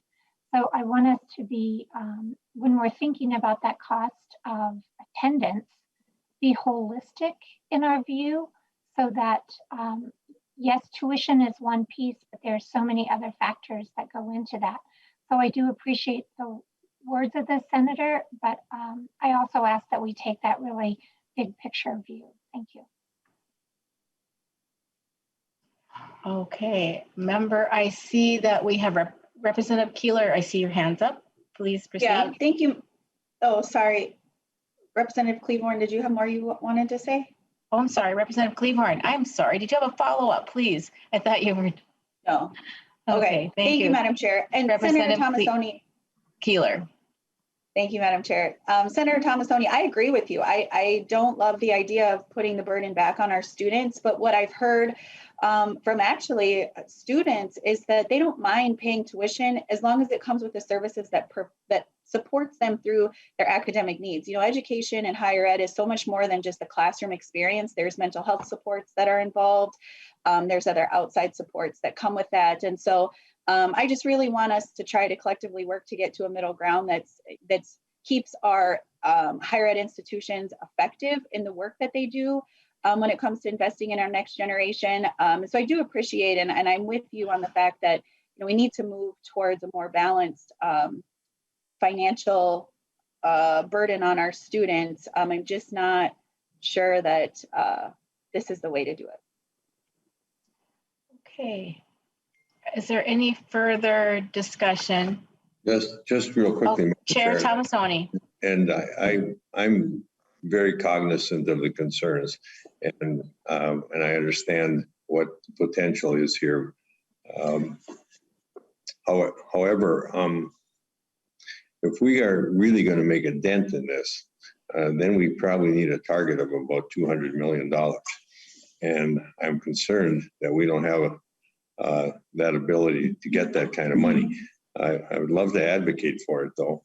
And so if anybody can get us a target that's 200 million, then we might be able to solve all kinds of problems that we can't solve right now. And so while I get the idea that lowering tuition might have a detrimental effect, we really aren't taking money out of the system because the money's coming from the federal government. So if we put more money into the system on the end of whatever it is the state money is that we give to the campuses, then we may be able to lower tuition. without hurting the campuses. So it's an idea, and I'm not confident we'll get 200 million, but considering where the governor is, where the House is, and where the Senate is, I'm hoping we get a little bit bigger number. Okay, I see another question popped up or discussion. Senator Clausen. Thank you, Madam Chair. Good discussion. I think we can all agree that we want to see tuition costs lowered for students. It's certainly, you know, I think we're number 5 in the nation for the average for a degreed person with a bachelor's degree for the amount of money that they owe coming out, about what, $31,500, and that has an effect on the economy moving forward. So we do need to do everything we can. I've heard just about in every committee and many times about the federal funds and how we can backfill a lot of the needs for the state. But I think one of the things that we really need to know is, can these funds be used? How can these funds be used? What are the restrictions or guidelines the federal government is putting on these funds? So before we actually move forward, I think we have to have a good idea about making sure that the funds can be used appropriately in the ways that we would like to see them here in Minnesota anyway. So thank you. Any further discussion? Seeing none, please continue, Mr. Savory. Madam Chair, the next item is on R15. It's the Minnesota State Supplemental Aid to Non-Metro Colleges. Okay. Member, is there any discussion regarding this one or questions?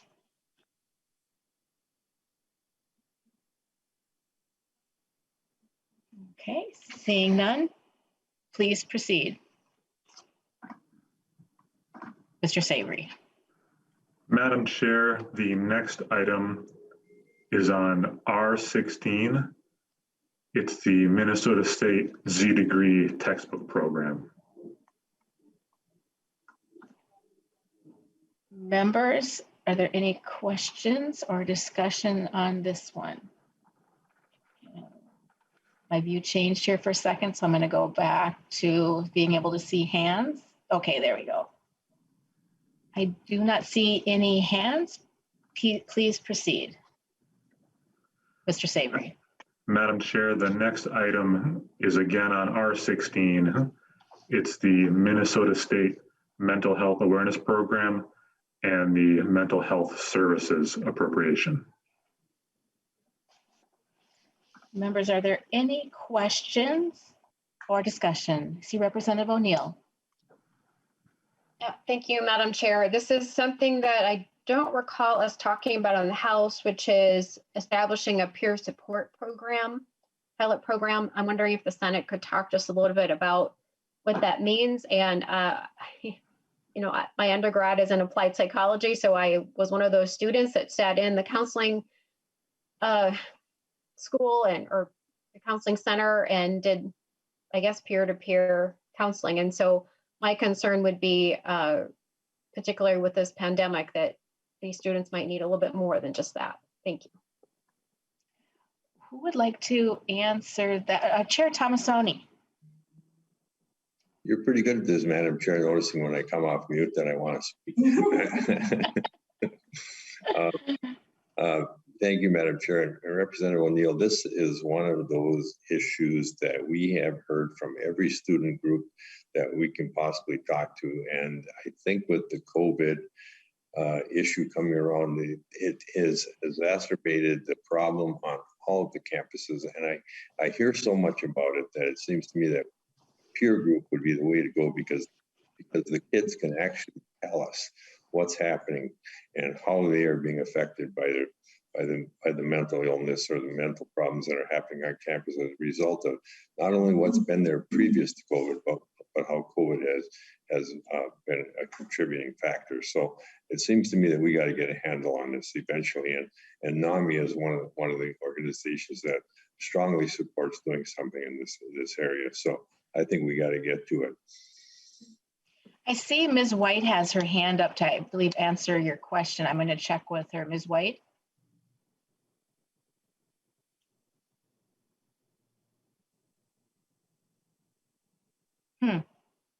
Well, we will,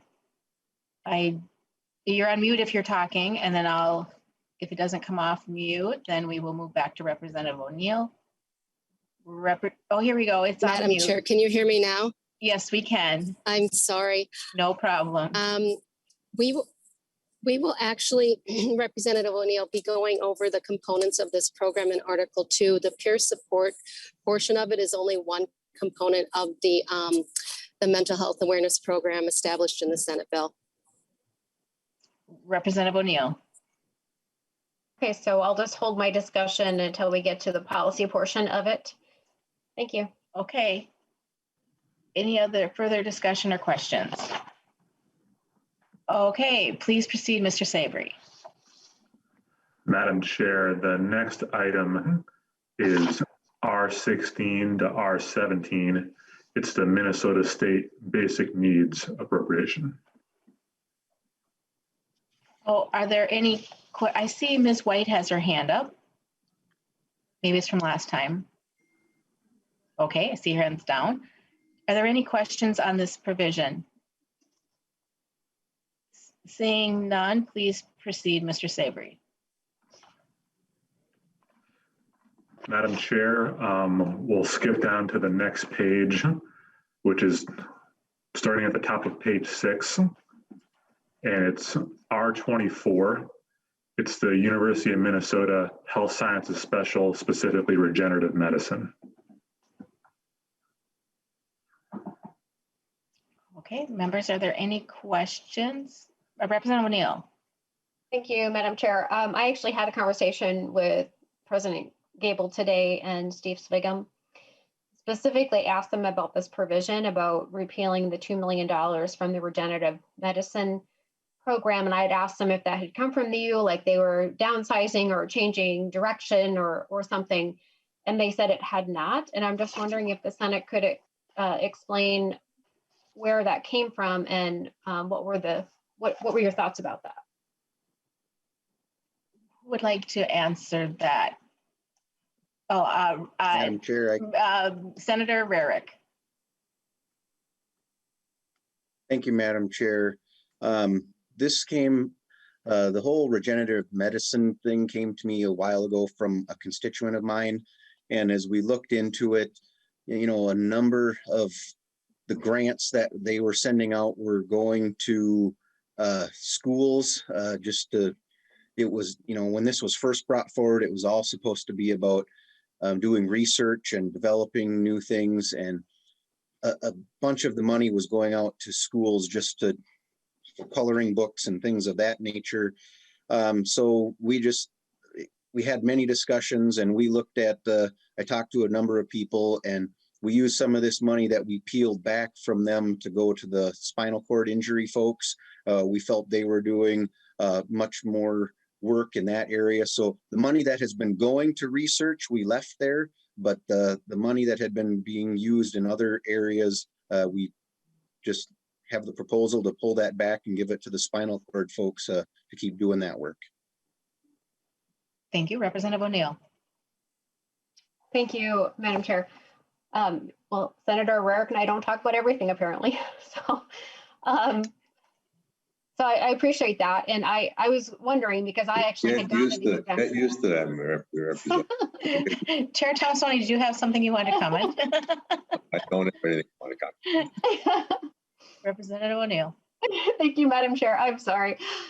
So I'd actually toured the regenerative medicine program and department at the U when I was vice chair of higher ed in the past. And so I got to see what they were doing at the bench and it was really kind of fascinating. So I was just curious where that came from. I did not know they were spending millions of dollars outside of the U to do other things. And so now I fully understand why we wouldn't want that to happen.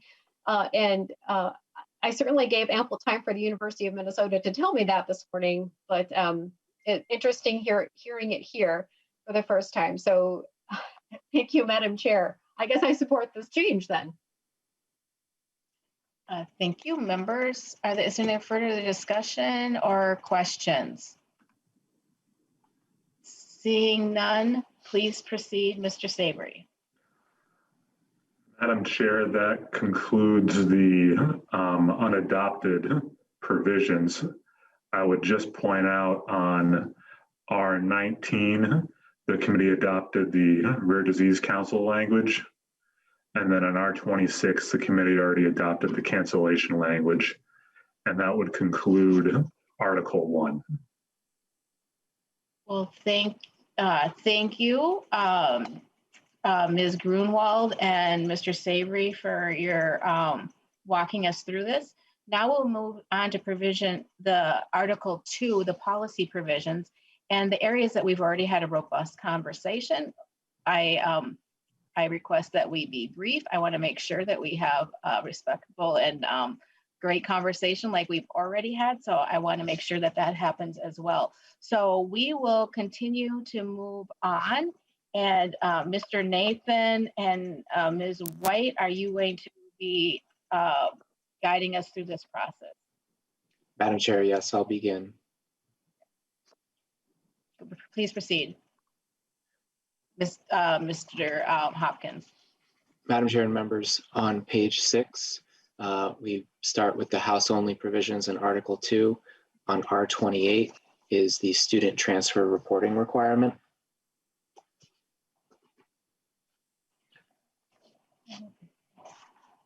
Are there any questions or discussion? Senator Clausen. Thank you, Madam Chair. I would ask if Commissioner Olson could comment on this, on what impact it would have on his agency. Commissioner Olson. Thank you, Madam Chair and Senator Clausen. I believe this provision came from the Minnesota Equity Partnership, Educational Equity Partnership Bill. It is an additional report that we would be required to complete, but I believe the House does include administrative funds to be able to complete the report. Senator Clausen, do you have a follow-up?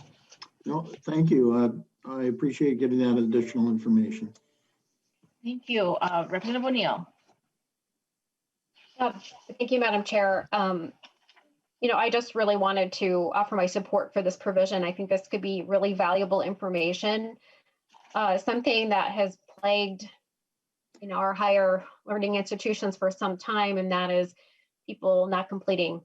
And we really want people to start and complete. And I think this would be really helpful to understand what's really going on with that. And didn't know that it came from the work around equity. So that makes it even more interesting to me. But I think this would be a really good provision and hopefully give us some good data and information moving forward to be more supportive to the students. Thank you. Madam Chair. Yes, Chair Tomassoni. Madam Chair, just out of curiosity for the commissioner, do we not already know all this information? Commissioner Olson. Thank you, Madam Chair and Chair Tomassoni. We definitely do have some of the information.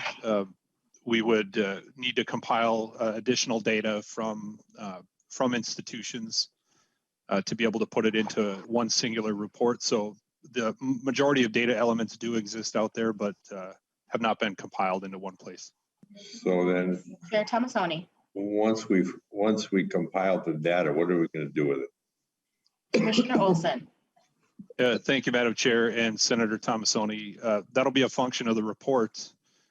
There are some additional data elements requested that we would have to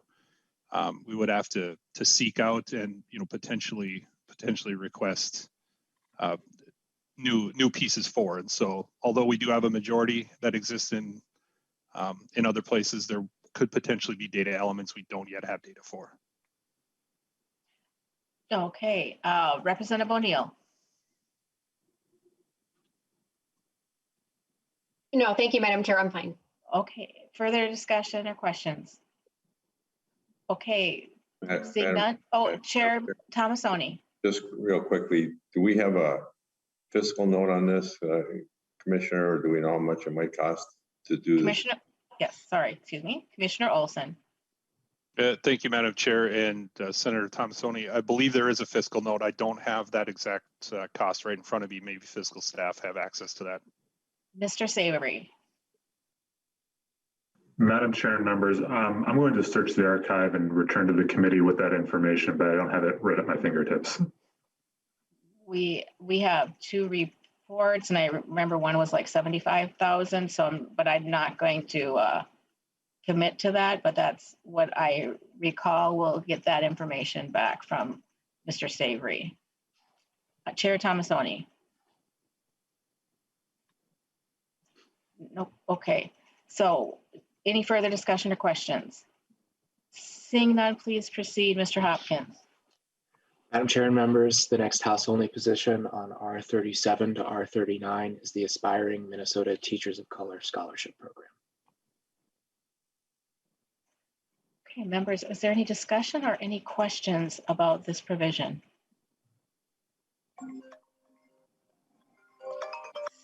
Seeing none, please. Oh, I see Representative O'Neill. Thank you, Madam Chair. I'm sorry, it took me a minute to get it up there. No, I just want to offer my support for this too. This is Senator Yep, there you go. Sorry, I was just going to encourage him to mute, but he did on his own. So go ahead, Representative O'Neill. I apologize for interrupting you. No, very good. Thank you, Madam Chair. So the Aspiring Teachers of Color Scholarship Program, I'm not sure if the Senate heard this language, but it's really important. And it was, yeah, Representative Keeler, I hope will speak to this, but it's so impactful. And she and I had a conversation kind of offline on the House floor. One of those rare moments we actually were on the House floor together. And I had mentioned that I grew up in Bagley and surrounded by 3 reservations and had multiple classmates that were Native American, but didn't have any teachers that were Native American. And so when we started to talk about this, I kind of went back in my memories and realized that even though so many of my classmates were Native, there weren't any teachers that were. And she just told this fantastic story. And I don't know if she has a moment to just, say how impactful that is. But I just think this is such a good plan to try to increase the teachers of color in the system. And I'm incredibly supportive of that. So I see she's going to say something now. Thank you, Representative Keeler. Okay, thank you, Representative Keeler.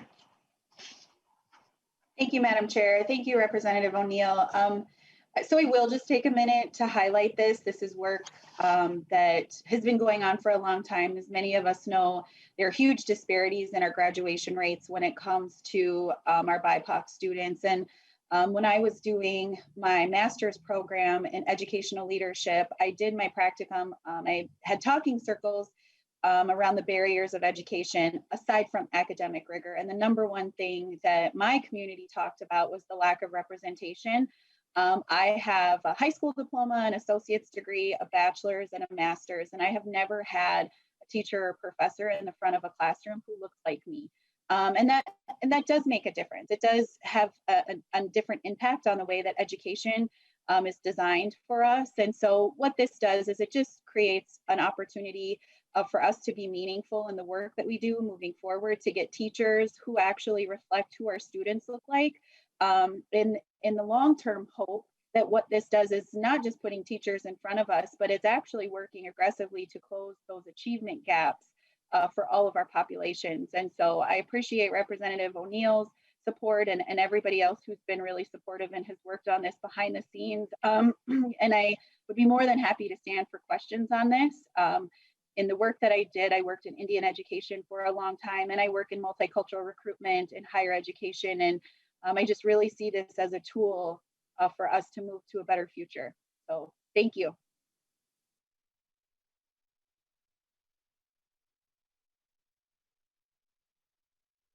Thank you. Any further discussion or questions?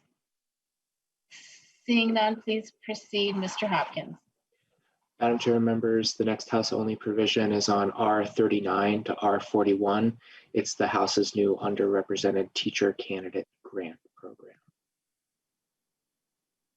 Members, is there any discussion or questions?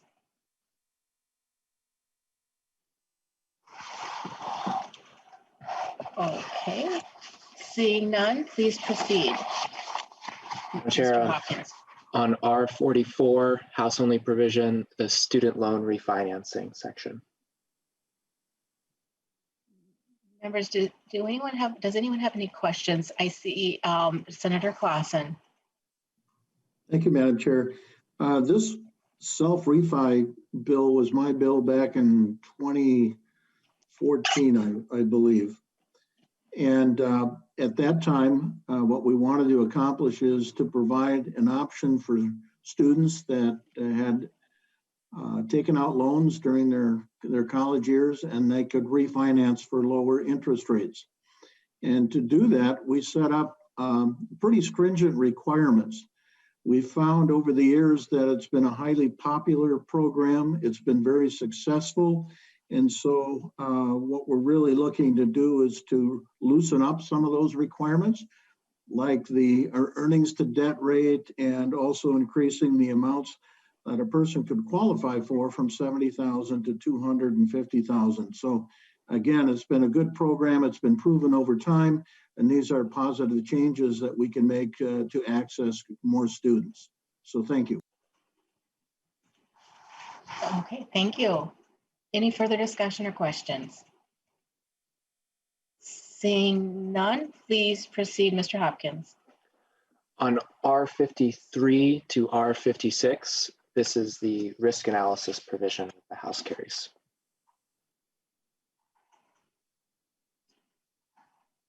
Is there any questions or discussion? Senator Clausen. Thank you, Madam Chair. Some of us has gone through the Argosy closing and know what devastating experience that was for students. And I think anything that we can do to ensure that as much as possible that we wouldn't have another college, higher education institution shutting down without notifying students and leaving them in the lurch and the state in a lurch. I think everything that we can do in positive means would be a good move forward. So I would support this. Thank you. Representative O'Neill. Thank you, Madam Chair. I believe this came out of the agency's provisions that I thought they were both in the House and the Senate, but I see now this is a House only provision. And I'm just wondering if OHE could explain why this provision was only in the House. And I do see that there is the data classification portion of it. And I'm wondering, before OHE says anything, if Madam Chair, if you could explain, is that the part that we changed in judiciary to tighten up the language around data privacy? Yes. Let's see, I'll make sure I'm off mute. Yes, Representative O'Neill, and there's some additional information that was sent to us today, so I'm glad you are asking OHE. They can provide some more information about this as well.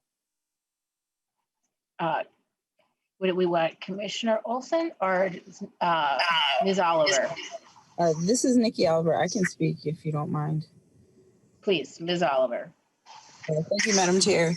So the language you all did add this, the data provision piece was actually related to this 529 plan. So this was in the bill in the Senate. The Senate did not keep the risk analysis language. I think part of it was because of in their data committee, organization, Minkoji, that is adamant about transparency in government, had concerns about subdivision 4 of the language. So there was an oral amendment, a lot of discussion and an oral amendment in that committee.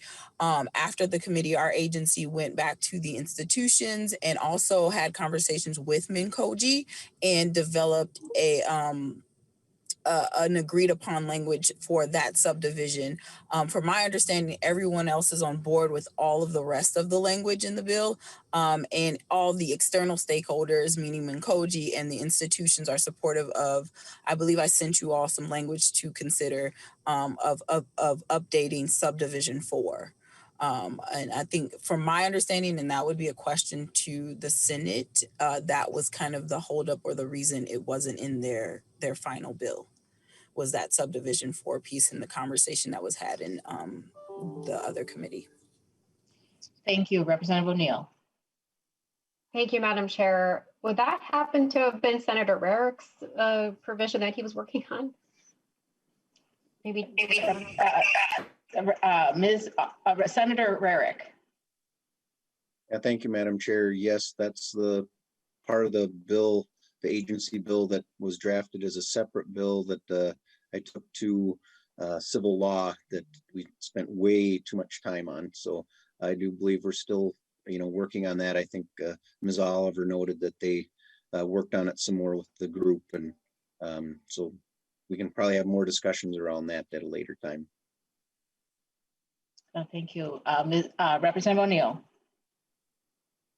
Yeah, thank you. We just need agreed upon language and we're good to go. So if that's already been agreed upon, I'm looking forward to Ms. Oliver's language and we can move it forward. Thank you. Thank you. We have Representative Cleavorn. Thank you. And I just wanted to make sure that we let the people who are watching today know about this attachment that we received. And I just want to say that when I read it, a couple of things stuck out in it is that they've spent more than a year working on this language with the stakeholders, and that the language has been, the private institutions have also seen it and they provided input and had no objections.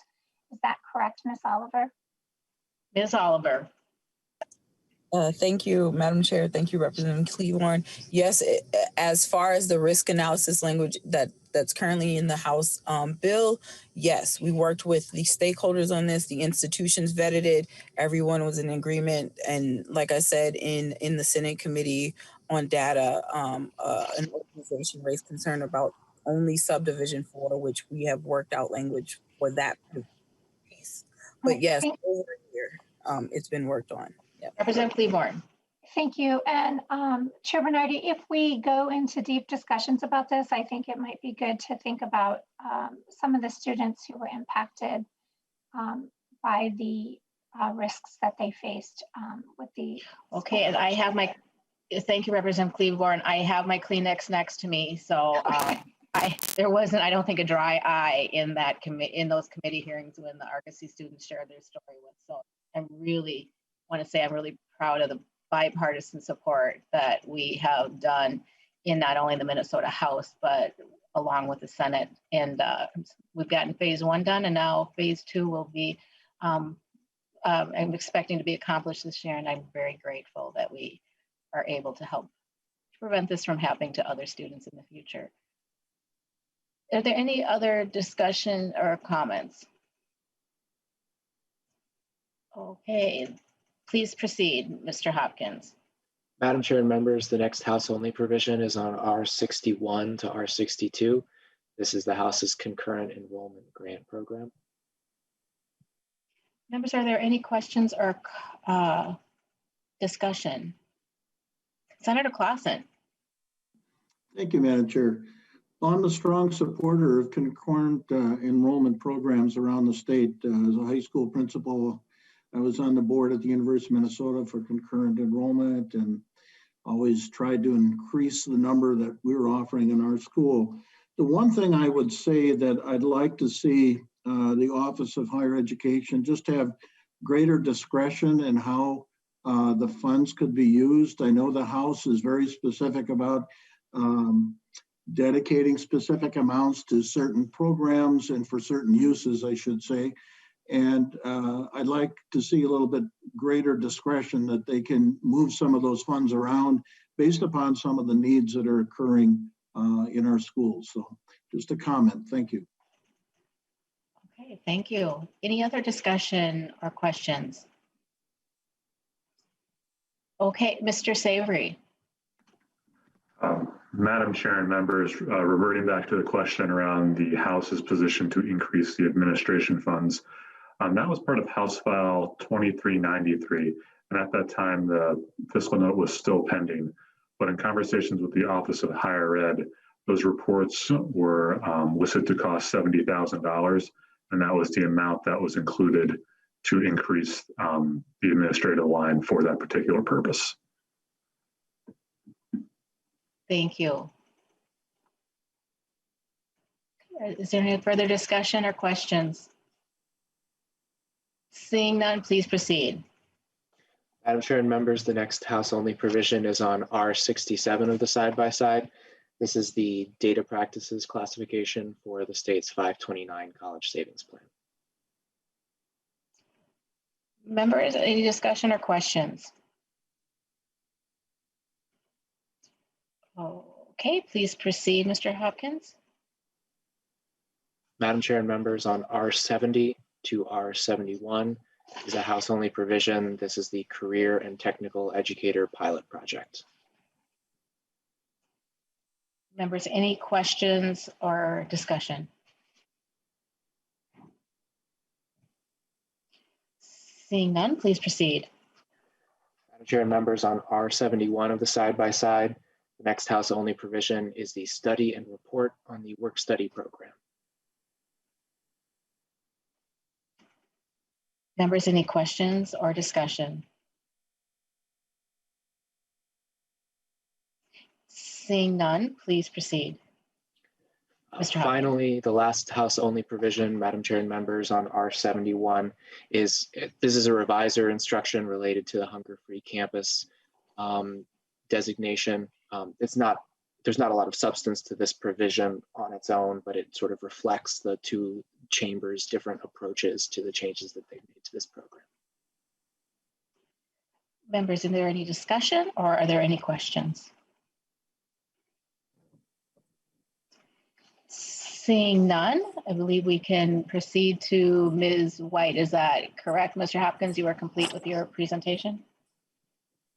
Yes, that's right, Madam Chair. At this point in time? Okay, thank you very much. Ms. White. Yes, good afternoon, Madam Chair and members. This is Joan White from the Office of Senate Counsel and Research. Can you hear me okay? We can, thank you. Okay, I'm actually in the middle of Wisconsin right now in transit to my son's college graduation. So oh my. Technology is amazing. Okay, we want you to do everything that's legal. And so if you have to pull over, please do. And congratulations to your son. Thank you. I'm not driving. I'm not driving. So yeah, I have my little office set up in here, so it's perfect. So I will be going through the Senate only provisions. And starting on page 8, on the top is the first hunger-free campus designation section. And actually there are 4 Senate only provisions related to hunger-free campus designation based on the way the Senate approached this issue. And when we go through the differences in the next page, that will compare the House and Senate hunger-free designation section related to that we amended in the Min-State chapter of law. So I'm not sure if you want to go through these all separately, or if you want to discuss them as one package. I'm happy to do either. Well, what I would recommend is whatever is the most efficient and effective way of doing it. I would like to proceed that way. And if any other members object, please let me know. Madam Chair. Chair Tomassoni. Just a suggestion. I think you've been doing really well in just asking if anybody has any questions, and we can find out from there. Because the staffers can give us as much information as we want. If you have any questions, there's no reason to. But I should add one thing about the hunger-free campus, because the Senate did work really closely with some student groups, and they initially proposed this hunger-free stuff in 2019, and some other students has to be included. So if there are differences in the language, it's a result of the process the Senate went through in speaking with these groups. And members, are there questions or discussion?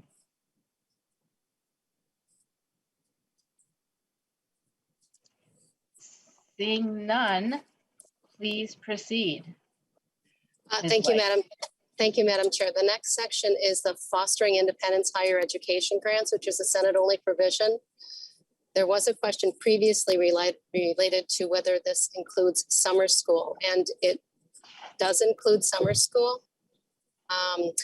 But he recommended that we do clarify that in the language if this provision is indeed adopted. Member, are there any questions or discussion? Seeing none, please proceed, Ms. White. The next is the competitive grant for hunger-free campus. Is there any, do we have any questions or discussion by members? Representative Keeler. Thank you, Madam Chair and members. I don't really have a question. I guess I just want to state that we know that food matters. I mean, like if we're hungry in any situation, it affects our learning. And we know that in K-12, we know that as adults. I mean, I feel like we all need to have food as our fuel to do really well. And so I just want to encourage us. I really like this language. I like that our students are the ones that brought it to us. I know that we're different in the language, but the end goal here is to make sure that our students have access to food. The only piece that I would encourage us to expand on a little bit more, and if somebody can, I haven't read through all of it, I apologize in advance, but we do have a lot of students who are in higher ed that have families or young kids as well that maybe aren't in the K-12 system yet taking advantage of food. Is this open to, like, I know we have the child care grants, but would this hunger-free campus include if we have a student who has young kids at home as well? I would, Ms. White, can you let us know if the language allows for that or includes that? Madam Chair and members, this is open to any student who needs food. So yes, it would be open to the students who have families. Representative Keeler. Thank you, Madam Chair. Okay, I'll look through the language a little bit more. I just want to make sure that there's no barriers to, how much food somebody could take. Because my guess is they're like pantries, food shelves, what kind of food would be there, that there would be no restriction that this is only for the student and not also for any other outside needs if they have young children at home. I'll probably ask more questions down the road as we navigate through this. Thank you. Thank you. Members, any other further discussion or questions? Thank you. Please proceed, Ms. White. The next section, Senate only section, is the teacher shortage loan forgiveness repayment program. Okay. 44 to 47. Yes. Is there are there any questions or discussion? Seeing none, please proceed, Ms. White. The next section, Madam Chair, is on R62 to R63, the Mental Health Awareness Program at Min-State. First, are there any questions or discussion? Representative O'Neill. Thank you, Madam Chair. So here's where I was going to ask about the peer support pilot programs. I'm wondering if Chair Tomassoni could explain a little bit more about where that came from, how that's going to be structured. Chair Tomassoni. And Madam Chair and Representative O'Neill, like I said, we've been talking with all the different student groups, and it has definitely been one of these kind of things that we need to address. And so the peer groups are a really good way to do it because of the fact that they are actually the ones that are experiencing it. But if you want specific answers to your question, I should probably have Ms. White just address them. Ms. White. Madam Chair and members and Representative O'Neill, the provision under the Senate bill requires a web page at each, it includes several things related to mental health, including a web page at each institution that includes links to existing self-assessment resources, mandatory mental health training, a session at student orientation that includes information about maintaining good mental health, message strategy to send to students information on available mental health resources, the distribution of the suicide prevention helpline and text line. And it also allows the schools to establish a peer support program and provide, the Senate rider provides grants for that purpose. Representative O'Neill, do you have a follow-up? Thank you, Madam Chair. So the grants are specifically for the peer support pilot project, or is it for the entire thing to add components to their website and links to resources? The appropriation is for the entire mental health awareness program. I think Ms. Grunwald might mind to correct me if I'm wrong. And then the funding can be used for peer support. If the funding is not used for the peer support, it will be used for the other components of the program. Representative O'Neill, do you have a follow-up? Thank you, Madam Chair. I would just say that when I've talked to faculty at Minn State in particular, their concern was that the on-campus counselors, so the counseling centers on campus, like I was at Bemidji State and we had a counseling center, because of lack of funds, they've been laid off, dismissed, they've closed, whatever it is, depending on the campus. And their concern was they didn't have that resource on campus anymore. And even though there may be technically counselors in the community, they may not have availability. So that's what I'm hearing from the faculty themselves. And I would have concerns that this doesn't quite fix the problem that we have, which is we actually need trained therapists to, I mean, if we could have them on campus, that'd be ideal, but I think this goes a little ways, but it certainly doesn't go, I don't think it goes quite far enough. I think we actually need some money to actually fund professional counselors on campuses like we used to have. So that would be my concern. Thank you, Madam Chair.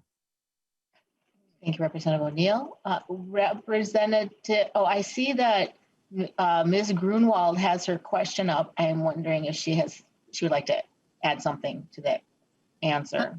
Madam Chair, yes, the total appropriation for the mental health awareness program in the Senate language is 1.5 million in fiscal year 22. And of that amount, 500,000 must be used for training opportunities. And then 200,000 must be used for the grants that Ms. White detailed. Okay, thank you. Representative Keeler. Thank you, Madam Chair and members. Again, I am in huge support of mental health awareness programs. I think that it's really important that we look at our students holistically. A couple, I guess, concerns or questions that I have that if somebody could answer is, again, I represent Greater Minnesota. One of the biggest things that we talk about is broadband issues and not always having, like, I know that sounds silly that we don't have access to great interactive websites all the time. I know that you talked about a website being able to utilize for self-assessment resources and different things. Is there a way for a student to call in and do these assessments and have supports walking through them as well? I'm not sure what extra cost that would be other than having like a person on the other line to help walk them through that, or an automated system. I just don't want us to forget about the fact that a lot of Minnesota has a hard time with broadband. So that's my first question. And then I do have a second question. Representative Keeler, who did you want to direct that question to? I guess whoever knows the bill well enough or knows where we would go with this, if that's an opportunity or something that's been brought up in the Senate side of hearings. Well, let's see, who would like to answer that question? Chair Tomassoni. Madam Chair, that might be one of those questions we will have to ask the Minn State when we have them in. Representative Keeler.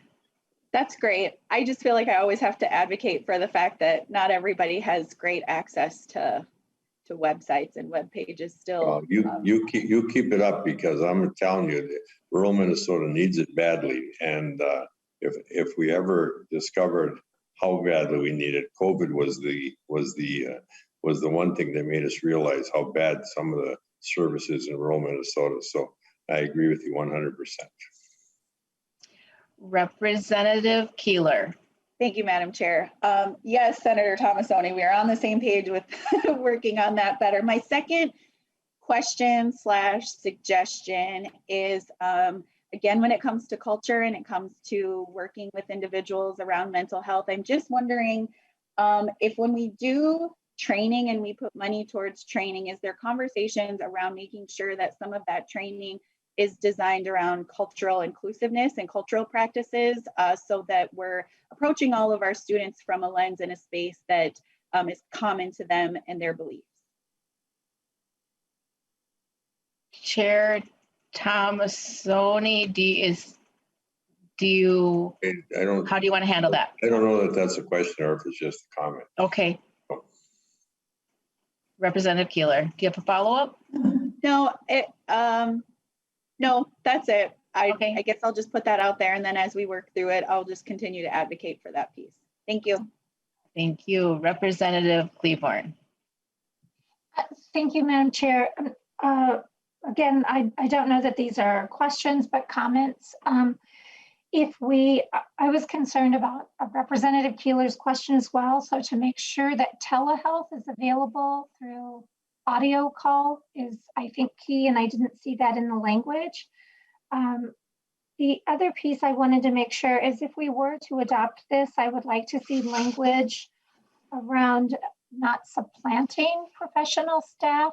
To Representative O'Neill's point, if they have a professional staff in place, I wouldn't want them to be terminated because we're now using student counselors.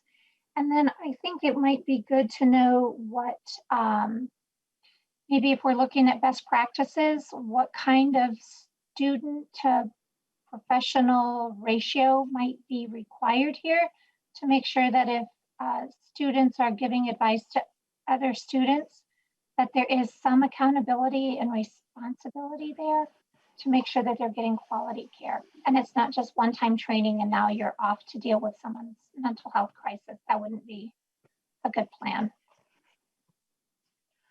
Thank you. Any further discussion? Seeing none, please proceed, Ms. White. Madam Chair, members, the next section is the student success basic needs barrier reduction. Members, any questions or discussion?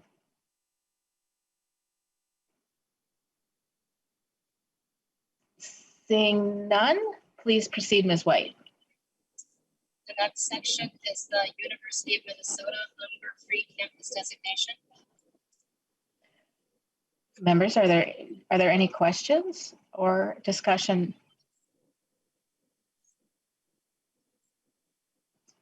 Seeing none, please proceed, Ms. White. The next section is on R68, credit for prior learning. Any discussion or any questions? Representative Cleaborn.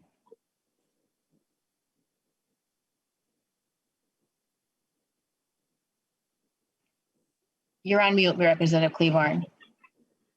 Oh, darn. I thought I'd get through this without doing that. I'm just curious as to what the criteria and how is this done over the, and again, this is probably more of a statement. We could have testifiers talk about this, but exactly what would this look like and how would we decide which work experiences would be acceptable and which ones would not? So that's just kind of a statement for further conversation. Thank you. Okay.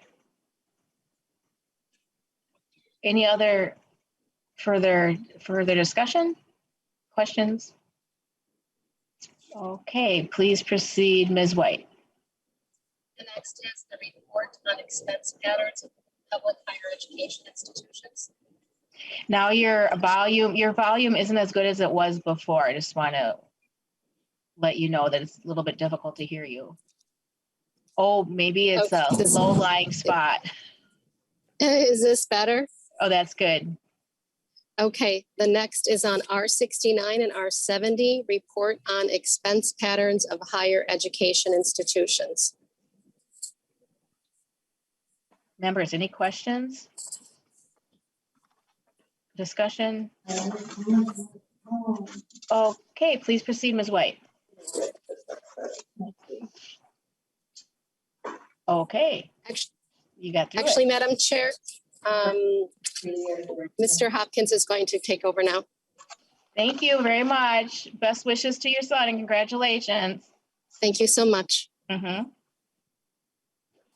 Excited about that. So that's an exciting thing that happened right during our committee, being able to hear about the accomplishments of Ms. White's child. So that's pretty cool. So Senator Clausen. I want to congratulate the White family for having a college graduate in a few hours. But I also know that their child, I think it's their son, is actually attending an institution out of state. So there's an example of a student who left Minnesota for their education. And Ms. White, I hope he's coming back to Minnesota. I hope so too, Senator Clausen. Thank you. Okay, tell him he's got a big invitation to come back to Minnesota. Madam Chair. Yes, Mr. Chair Tomassoni. Ms. White, for the record, Senator Clausen had a great big smile on his face when he said that. So he doesn't wish your kid went out of state. Okay. Thank you, Senator. Right. Yeah, sometimes technology, you don't get the nuances. So now we are going to move to, so Mr. Hopkins, you are proceeding? Yes, Madam Chair. Okay, please proceed. Madam Chair and members, now we'll move on to sections that both the House and the Senate carry, but with differences on R27 to R28. This is the transcript access section. Members, are there any questions or discussion?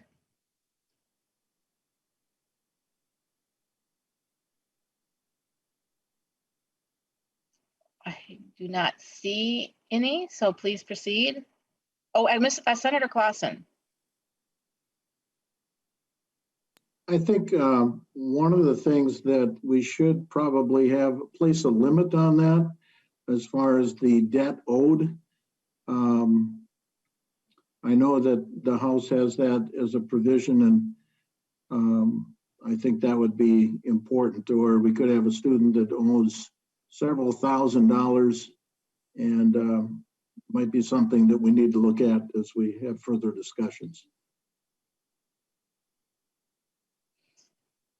And I would just like to add, I would be interested in knowing if staff can like look into, or even OHE later on, is like, what are the factors in which somebody request a transcript for? So beyond prospective employer or graduate school, are there other elements? And you don't have to answer it right now, but I am interested in knowing about that in the future. Okay, so members, any further questions or discussion? Okay, please proceed, Mr. Hopkins. Madam Chair and members, on R28, the two chambers have differences regarding the state grant program's assigned family responsibility. Members, are there any questions? Are there any questions or discussion? Representative O'Neill. Thank you, Madam Chair. So the Senate version obviously is a lot better for students. I mean, they took it down by a lot. So, you know, you can see the percentages drop. So I'm wondering, does then obviously higher amounts are going out for state grants per student, which means probably less students are going to get it, because I don't think they increased the amount of grants more than we did.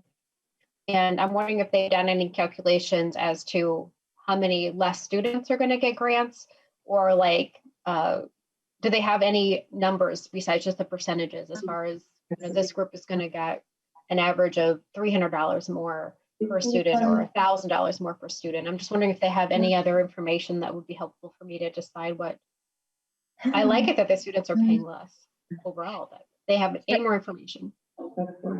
Chair Tomassoni, I see your. Madam Chair, it's our Like to understanding that even more students will be getting grants, and the state grant program is fully funded in our bill. This is also in conjunction with a calculation that we received from OHE about what happens when we reduce tuition.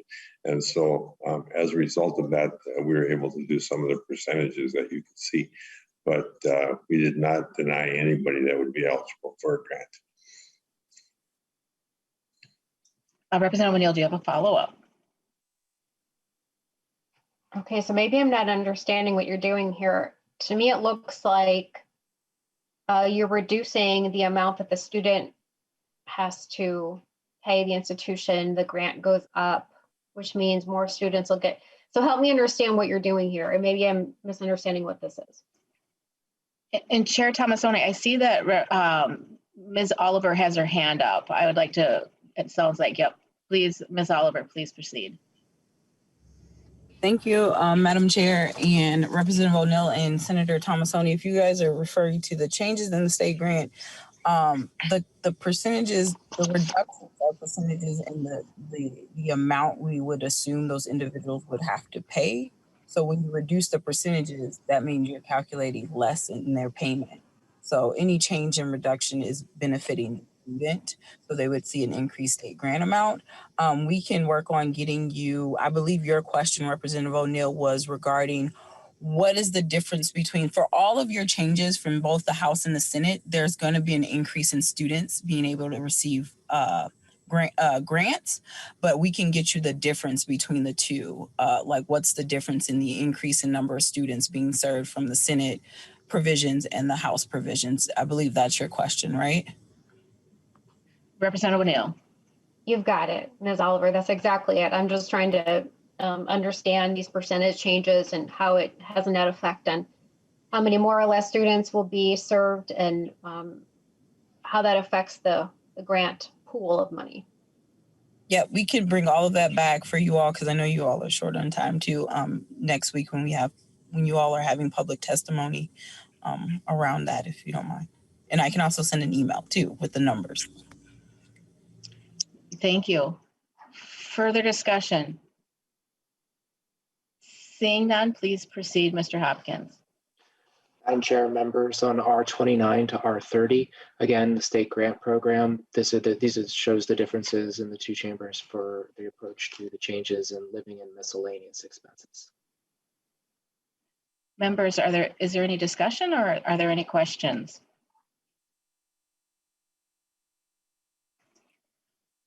Okay, seeing none, please proceed, Mr. Hopkins. On R35, this shows the differences between the two chambers' approaches to the child care grant changes. Member, are there any questions or discussion? Seeing none, please proceed, Mr. Hopkins. On R41 to R43, these show the changes that both chambers made to the student teacher grant program. Members, is there any discussion or questions?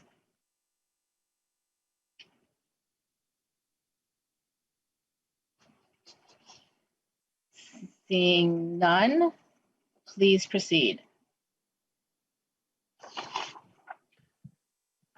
On R47 to R50, these show the changes between the two chambers regarding dual training competency grants. Members, is there any questions or discussion?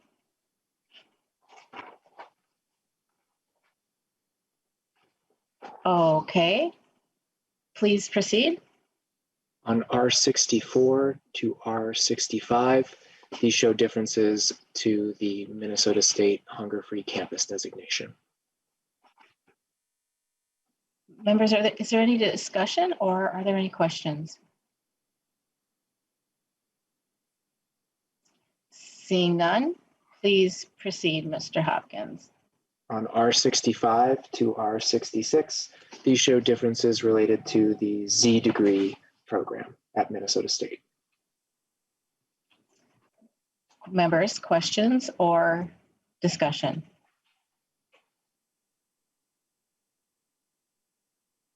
Seeing none, please proceed, Mr. Hopkins.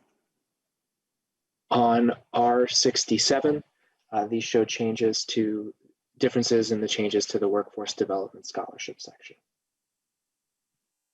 Members, any discussion or are there any questions? Representative O'Neill.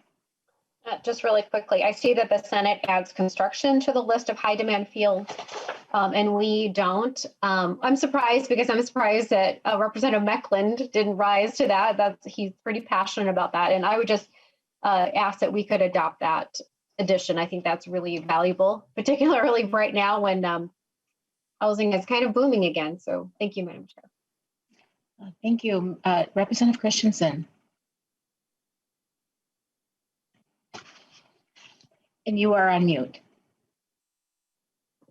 As we've gone through all of these provisions, I have had little questions, but I really look forward to the testimony on Tuesday. I think it's going to clear a lot of things up for me. I don't know about anyone else, but there are a few things and details that, I look forward to learning about on Tuesday. So that's my comment. Thank you. Very good point. We always, value public testimony. So thank you very much for making that comment, Vice Chair Christensen. Okay, so seeing no further questions on that, can you please proceed, Mr. Hopkins? Finally, Madam Chair and members, the last differences section on R68 to R69, these show the two chambers' different approaches to the direct admissions pilot program. And are there any questions? We did discuss that quite in depth. Are there any further questions or is there discussion? Okay, I don't see any. Wow, I should have had a drum roll before that last one. Mr. Hopkins, is there anything else that you need to share with us today? No, Madam Chair and members, the remainder of the sections are identical between the two institutions. So, thank you very much. Members, we did it. I want to thank our staff for helping us navigate through that and get us more familiar with each of the body's positions in our bill. So thank you very much, staff. And members, thank you for the thoughtful discussion and all the great questions. And we look forward to the public testimony. And so I want to just give a little bit of lay of the land of our schedule coming that we've been able to identify up to this point.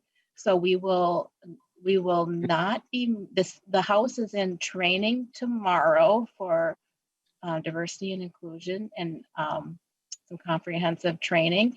And then we will be coming back on Tuesday to start public testimony. So we hope that we ask people to sign up in advance so that we can get them looped in and be able to begin that on Tuesday. Members, do you have any questions or Madam Chair? Discussion? Yeah, Chair Tomassoni. Just real quickly, I want to reiterate what you just said in thanking the staff for the great job they did. And I want to thank Ms. White for literally going the extra mile to be here. Literally. Representative O'Neill. What time did you say on Tuesday? I did not say it, and thank you for asking. Oh. We will start at 1 o'clock. Thank you, Madam Chair. Yes, you're welcome. And thank you, Minnesota House Information, for making this available to the public today. Senator Clausen. Just a question about testifiers. If they choose to testify, who should they be signing up with, House or Senate? I have the gavel on Tuesday, so the House, and if our staff here has any further instructions that we need to provide, let me know, but it would be the House. I was like, no, go ahead and have the gavel twice. Okay, somebody's not muted, so Mr. Herring. I think, yeah, since we'll have the gavel, we'll be posting this later today, so it will be public, but people can email me to sign up for testimony, and that'll be in the posting too. Yes, thank you. Thank you. Okay. Well, and I also want to thank the Office of Higher Education for being here today and being able to answer our questions. We appreciate that. So members, I don't see any more hands up, and again, want to thank everyone for the great hearing today, and I look forward to seeing you Tuesday, 1 o'clock. Thank you very much. The meeting is adjourned.